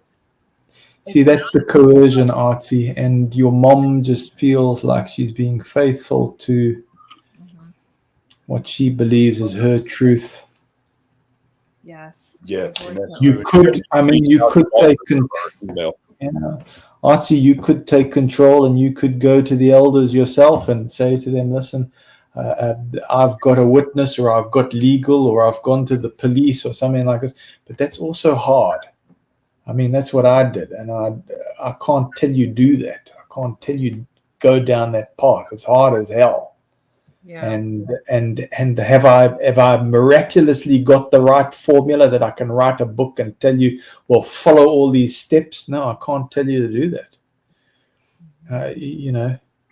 It's a difficult thing. So sometimes, what can I say? Sometimes you just got to let things organically happen. Just allow it to happen, maybe. And I think that's what my dad said. My dad said to me, he says, Matt, you're so involved in this thing and you're trying to, he says, I respect what you're doing. You're trying to do this because it's the only way that you can make peace with yourself. But he says, I believe in karma. And he says, I believe in they reap what they sow. So whatever happens, if they boot him out or they boot me out or they do this or they do that, did we cause it? No, that's their choice. So I think when you're trying to control somebody you love, your mom, I'm going to control her. But then somehow we are becoming controllers or coercive in the same way that we are running away from. Yeah. Her son's in too, and he also will shun her. Casey's niece got pulled back in because of her son. And her niece that's your age, right? Oh. Yeah, I have a it's like a family member, you could say, because she's like my half niece, technically. Half sister's kid. No, half sister's kid. Yeah. So, but yeah, she was she like left, and then she had two kids. One of them never became a witness. The other one didn't either. But then he got like brainwashed into it because all the family's in it, and so then he got baptized and then decided he was going to start shunning her, and so then she went back to it. Yeah. But now, once you know what's the truth, there's no way you could ever go back in fully believing. That's not true. Fully believing. Some people the truth about the truth. Some people can brainwash themselves all over again. Maybe partly. Yeah, they can. Partly. I don't think 100%. You can sell yourself a lie. The government proved you could be re-brainwashed. It proved it back in the 70s. 100%. Yeah. 100%. So, Artsy and Casey, I don't know what we can do for the likes of, Anthony and Casey. I don't know what we can do for the likes of Artsy, who's reaching out and is definitely pained here. But my thought, and see if you agree or if you've got something to add, but you can't control people. No, you even people that you love, your closest spouse or child or mother or father, you can't control them. But on the upside, I can't see how the spiritual abuse in the religion can actually carry on. It's imploding. So even like Norway is a government, a sophisticated government. And what are they battling with? They are battling with this, what is it, psychological violence, naming psychological violence and trying to pass this law, right? Yeah, right. So if they, with all of their sophisticated powers and money and resources, are battling, artsy, you can see what you're up against. If they're taking it to a Supreme Court, it's massive, it's huge. And the reason why they're doing it is they're recognizing the psychological violence that's happening in our families. It's torture. Psychological torture is exactly what it is. And Jay says that just to do what is best for you and take it one day at a time. Yeah. I think that's true. You know, those small, that's right. That's a really good advice, Jay. And small tidbits to people. And I know that's hard because most people want to just say, look, this is the truth. Can you not see? But small tidbits help and go a long way. When you think you're not getting through, sometimes you really are. Now, I wouldn't think there's also something else. Family was just watching even governing body, and they were coming out with, this is not making sense. Yeah. As things are unfolding, or like COVID or various things, you'll find that if you actually allow persons to have a chance, in a way, they'll start saying, this is not making sense, this is weird. So I don't know. Artsy don't have answers for you. Just got empathy. What would be the number one reason why people become Jehovah's Witnesses? That's a good question. Well, they love to focus on the vulnerable, people who have had some tragedy, or people who are really in a bad situation, and they'll focus on them when they're needing spiritual guidance. Yeah. And they suck them in. That's unfortunate. But that's I know what my family's reason. So my grandparents became Jehovah's Witnesses back in the 50s. And they had originally 5 children. One child died as a baby, like not even a year old. And so they came to their door and said, you're going to get to raise that baby in paradise. And they're like, oh, wow. Okay. So they joined because of that. And that's what she talked about. Oh, I can't wait to raise that baby in paradise. And so they got sold a lie, and they fell for it. And they were not they didn't do research. That they didn't think to learn to do more research. They weren't educated people. And so that was one of the reasons why they fell for it. My dad, on the other hand, was he joined back in the 40s, and he did it because he married a lady who was a Jehovah's Witness. This was his first wife, not my mother. And so that's what got him into it. But then, I don't really know, why you stay in it. I guess that brainwashing is pretty powerful sometimes. But they forget one thing. The only way they'll see them again in paradise is if they were Jehovah's Witnesses. Yeah. Not a baby, though. I don't know. I mean, the grandparents believed that if they stayed faithful to the organization, they could see their child in paradise. So, yeah. But I do think that that's the people who join are people who are perhaps weak. They're vulnerable. Vulnerable and looking for answers. And they just happen to catch them at the wrong time. Sometimes. Yeah, that's a puzzle. My family was very, very different. Mm-hmm. I mean, my father was studying with a guy who had a legal mind, and my father was hitting him with all sorts of things. He says, tell me, what do you do in a child abuse situation? He was asking all the questions. He was saying, how does the governing body choose the governing body? What if some of your guys are corrupt? And we look back now and we realize we were bamboozled, basically, essentially lied to by the guy who took us on as a challenge, because we were using essential critical thought at the time. And my father went on to become presiding overseer in Kobe. And that's why we were living in a bubble, because we were living sincerely and not realizing, well, this is a unique congregation we've created, until we eventually got booted out. We got booted out on a boundary issue. Oh, wow. We were told that we were needs graters and now the need was no longer greater, so we had to go across to our territory. So that's when we lost our service committee privileges, was by going over to that to the boundary. They said, no, we had asked you to come over to this territory, but now we no longer need you in this territory. Please go to your assigned territory. And you know what they did? What? When we left, it created a vacuum. They imported from another territory somebody to become the next. And I raised my hand to the circuit officer. I said, you just told us to leave, but you've imported out of the territory. And then that was the beginning of things deteriorating, because we realized it wasn't about following any of the rules. They just changed the rules as per what they want. But yeah, I would say my father came in with his head screwed on, asking all the right kind of questions. He wasn't vulnerable. So what, your parents, did they leave the organization? No, they're still involved. They still believe. It's a difficult thing to answer. I would say, in all fairness, they must answer those questions for themselves. I'm not going to come onto a platform like this and start talking about what my family have decided as individuals. What I think, if my father was asked that question, he would say, go and ask Matt.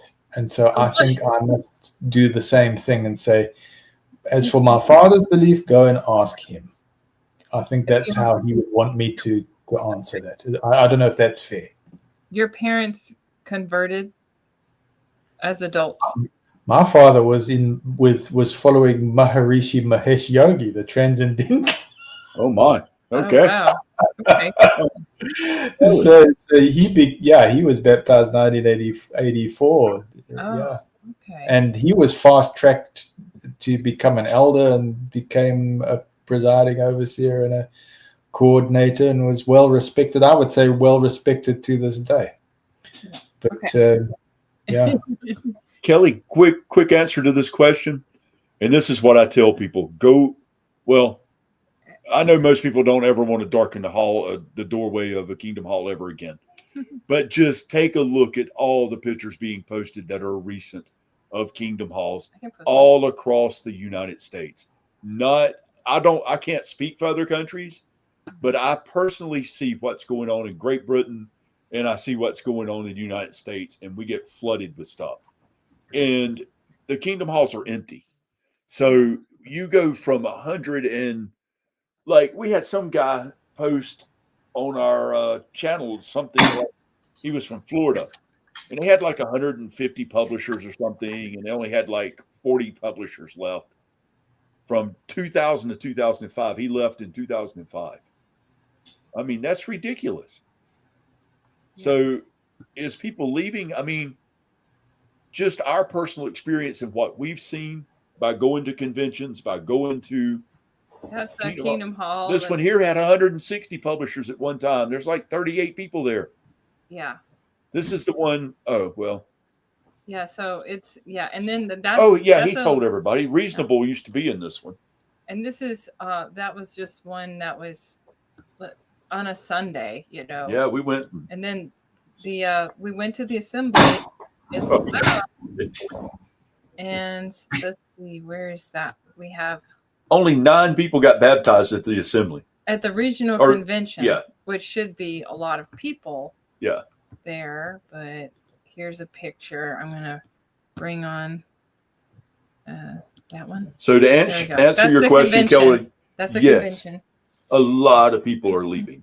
Mm-hmm. And we had some guy today, I posted a picture about everybody leaving, posted a video, and then somebody posted and they took it down. It was kind of weird. But they said, oh, look at this picture of the special convention. That's where everybody from all over the world comes to the convention. And I was like, that's a terrible example of you saying, look at how many people's at this convention, and it's not a very big convention hall. And I was like, that's a terrible example. And they pulled it down immediately. I was like, I really wants to know if that's a convention. It's the assembly hall, but that's where they were having the regional convention. Yeah. Oh, it's not packed at all. No. Yeah. And that was during the time when people were getting baptized, so you can see the screens up there. When was this, Anthony? This was just a few months, like a month and a half ago. This was like in August. Yeah. Oh. Yeah. Yeah. So does that tell you anything? If people are leaving, this thing used to be jam packed. Actually, that's the convention hall they used to have it at. We got a picture from a couple of years ago somewhere. For what is it? When we went to the convention. Anthony, I've got a request, please. Mm-hmm. Yeah. But it depends on you, and you're not forced, but please make another video during the week. Okay. Oh, okay. Yeah. If you feel compelled, because maybe what happens at your live stream, it might affect what you want to shove in that video, and maybe what you and KC had prepared before the live stream. Maybe shove it in that video, and it might be it might set things for the next live stream, you know. Well, that's what the intentions were this time a little bit, and to talk about it. And you're absolutely correct. She's going to be posting a video of an interview she did with Barbara Anderson, and then I'm going to do one later in the week. Well, what did you want him to talk about?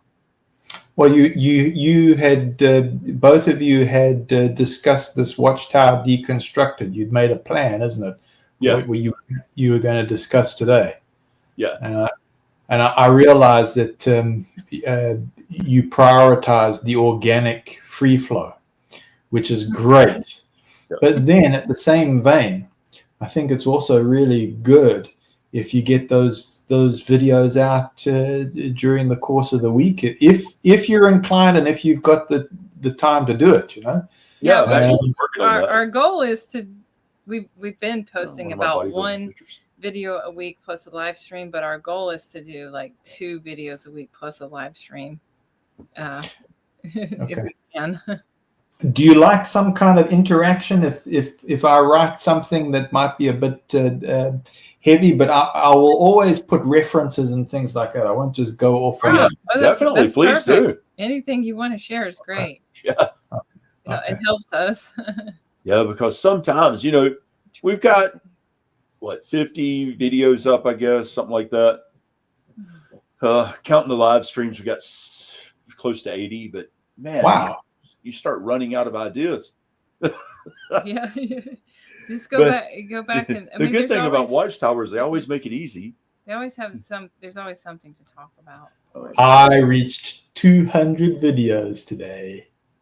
Wow. Oh yeah, you have a channel.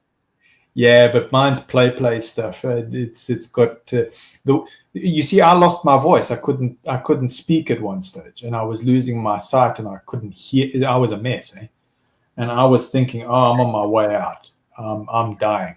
Oh man, that's how bad it was. So I used AI to put little messages, and I was thinking if, like, my nephew ever wants to find out about his uncle, he'll find it one day, you know. And I just decided, let me do that. And as it turned out, I survived, didn't I? So that's pretty good. Do you have children, Matthew? Hey? Do you have children? No, I don't. I never had kids or never married. Well, I don't have kids either. So I do, but oh, okay. Well, so then in a way, I'm slightly envious of you, Anthony. You got ahead on a few things there, and it kept you grounded. I should imagine. Yeah. Yeah. Oh, that's cool. It did. Beverly says that this afternoon was the first time our videos hit her algorithm. Oh, okay. All right. Cool. Thanks, Beverly. I'm glad you got to see it. Yay. Makes me happy. Yes. The that video there, it was really going to be much longer, but I started looking at the attention span of what people really want. Right. And people don't want to sit and watch an hour video, evidently. So I think it depends on what it's about. Yeah, like interviews they do. I've noticed it. They'll tolerate longer. They'll watch an interview for 2 hours if you do it. I'm like, geez. Well, it depends. I mean, some persons like a comfort, for 2 hours. Let's hear somebody who's going to talk, and they like the tone and they like the subject, and there's a comfort.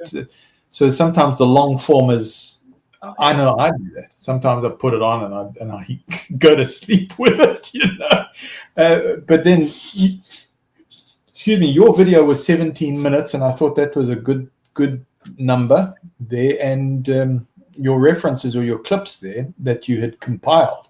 Right. I've seen them before. I've seen those clips before, but the way you compiled it, I went and I saw another dimension when I looked at it, and I said, wow, this is material to deconstruct what's going on here in many more ways. And Jeffrey Jackson, while he was under oath, he exposed, for somebody who knows how this thing works, a lot more than the court was able to get out. You got it. So yeah, that's the point. I mean, they didn't even catch it. And I'm going, man, if they are putting their legal minds, their best legal minds, they are bamboozled. They need to have some kind of consultants, live consultants going, tap him out, ask him this. He's evaded that thing. Just change your question slightly and you will put him into a corner. That's it. And that's why I'm saying get your videos out, because I see this Norway thing as being pivotal. They've suddenly locked on to psychological violence, and I'm going, we are so close on this thing. Yes. They need to have somebody who knows how this thing works. Did you just see where Norway passed a law about the psychological violence? And just Google it. And it goes, the new law that Norway just passed, it's done. It's a done deal with Watchtower. Just Google it and you'll see.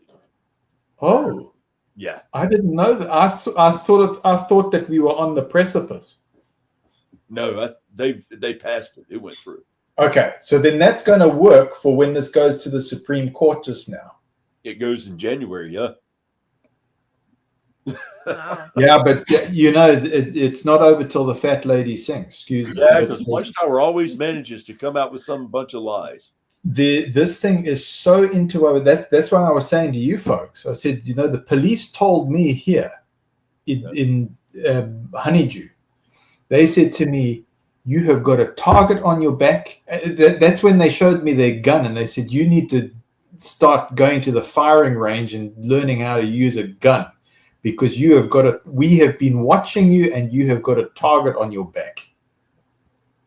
They told me straight. When I went to the police station, he says, and you're going around with a tie and you're going around clean shaven. And he says, you are a target. I am telling you this now. I'm not trying to hate you or anything. I am trying to protect you. Yeah. Jay is suggesting that we do some shorts. And a perfect short clip would be with the fat lady part. The fat lady sings. Oh, the fat lady sings. I love it. Yeah, I love it. And then, but I don't want to be fat shaming, because look, it's just. I'm a big guy now, but I come out of the health industry. It's just to make and the entertainment industry. So you talk about vanity. It's not about that. Yeah, we don't want you. We don't want you guys losing your mind also during the week. I've had to read the SLF book, And then, and someone else says that the if the longer videos are okay with talking, where you don't have to be glued to the screen. Yeah. Okay. But at the same time, it is nice to be able to watch something as well. Promo Sabian says, I generally prefer watching the video. So, of course, if you're watching, then you're not going to want to. Well, it wouldn't be like a podcast. A good example is I've done one on the history, and it was boring. And I think I come across a little boring too, because I was kind of bored doing it a little bit. But yeah, I done it to the best I could do it, and that's, I really put time in it. And I noticed it only got like 1,000 views. Oh. But the watch hours on that thing was crazy. Oh, okay. So people that wanted to watch it watched it really good. Okay. And everybody else just said forget it. Yeah. So I've had a little look at your channel, and I can see you've got some 7 minutes, 17 minutes, 45 minutes, 1 hour. Then you've got your stream. So I can see you've tried to vary it. Yeah. Oh, that's all right. Yeah, Happy the best medium. one seems to be the videos that get the most views, the most likes, are seem to be between 17 minutes seems to be that perfect spot. Or Sweet 20 spot. 25 Yeah, probably and is the best. 25. That seems to be what people want to watch. Okay. The 7-minute videos, you get like, I don't know, people complain too. It's not long enough. So Yeah. you're like, Yeah. darn. Well, so now we know what it looks like at the assemblies, and it is definitely. And then we showed a Kingdom Hall, and I could show several more pictures of There's Kingdom Halls, just, yeah. but I'd have to send them over to your phone because I don't know mine over there. But anything you want to share with us, Dogs are Matthew, going please crazy just up here. feel free to email us. Okay. Well, thanks very much for the welcome, and thanks for letting me come on. You guys are great therapy, as well as the people in the comments. You've got a great, lively audience, so thank you very much. When do you guys normally sign off? We're going to sign off now. We try to do about 2.5 hours, 2 to 2.5 when we do these. This one was a 3-hour, that's norm too. We've got 3-hour ones. Between 2 and 2 and 2.5. Right. We do only Saturdays. Every now and then we'll do a Sunday. Yeah. But if Rick Farron's doing one, we don't do it. So it depends on the time. Yeah, and what's going on in our life. We can do it at a different time than his. Okay. Well, yeah. Look, you guys are following that rule. Follow your highest joy. You're keeping it fun, and I think that's what's needed is having that fun, free flow after persons have been in a regimented state of mind. I think that's very, very important. So, yeah, it's nice to have been able to plug into the live chat and to just listen to all the various thoughts. Artsy coming through with her story there and her emotions and all of those kind of things. So that's great because it's a truth, and we very often we haven't been able to just even talk those things out and be able to process these things. And I think some of this thing, if persons are able to kind of talk, maybe they even work things out for themselves. We don't always have the answers, but to be able to talk sometimes undoes the brain, Yeah. I'll tell you something. If you really like videos that are powerful, like the video I done was a powerful video, but if you like really, there's one that was done on this channel 6 years ago. I only done one video. Oh yeah.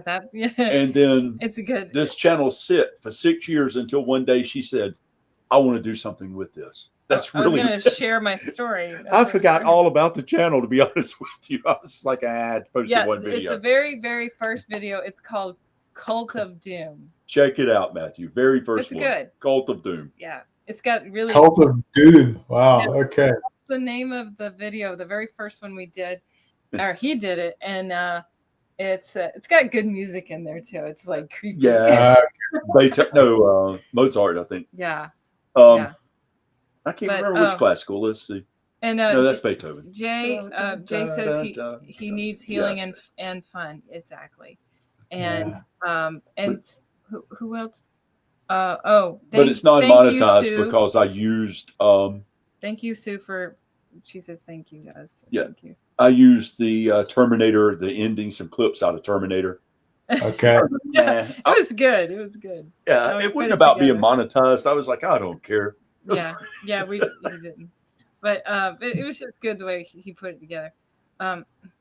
So RC likes Rick's channel, Dick and Connie's, and Anne Marie's.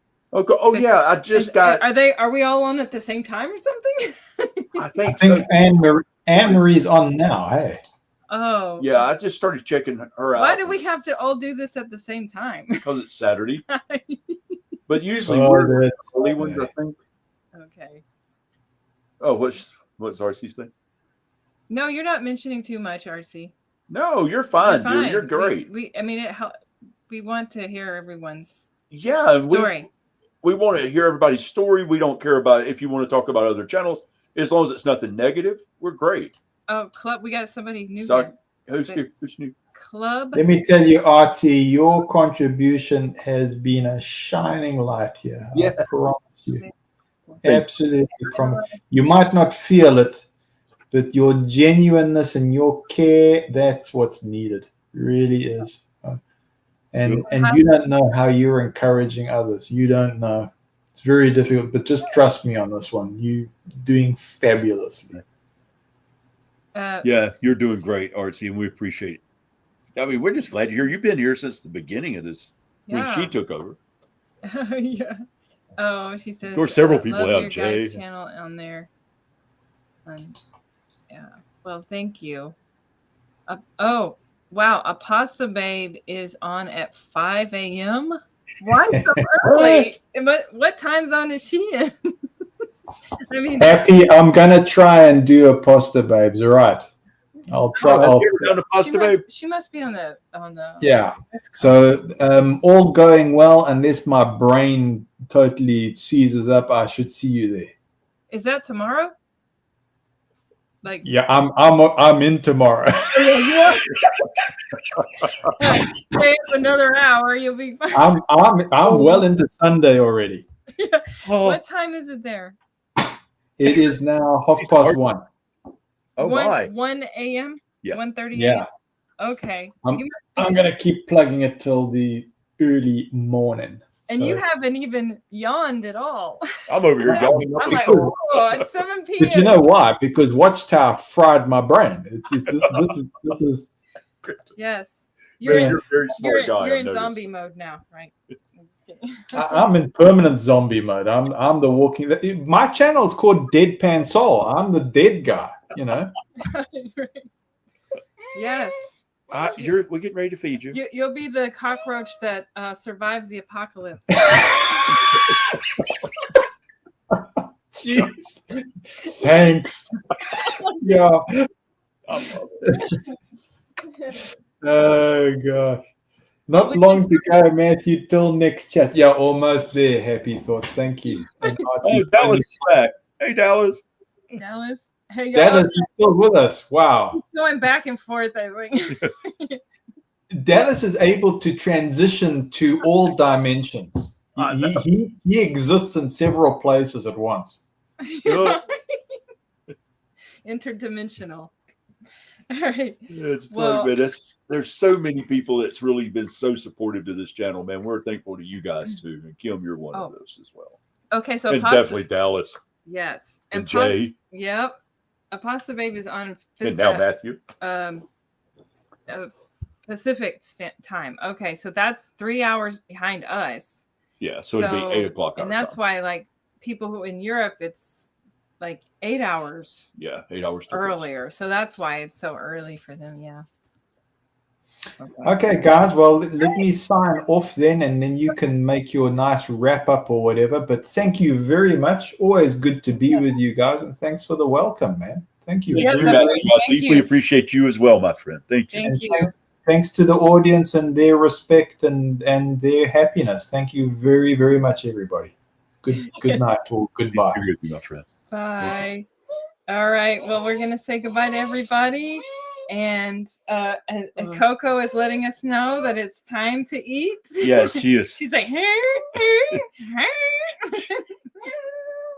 oh.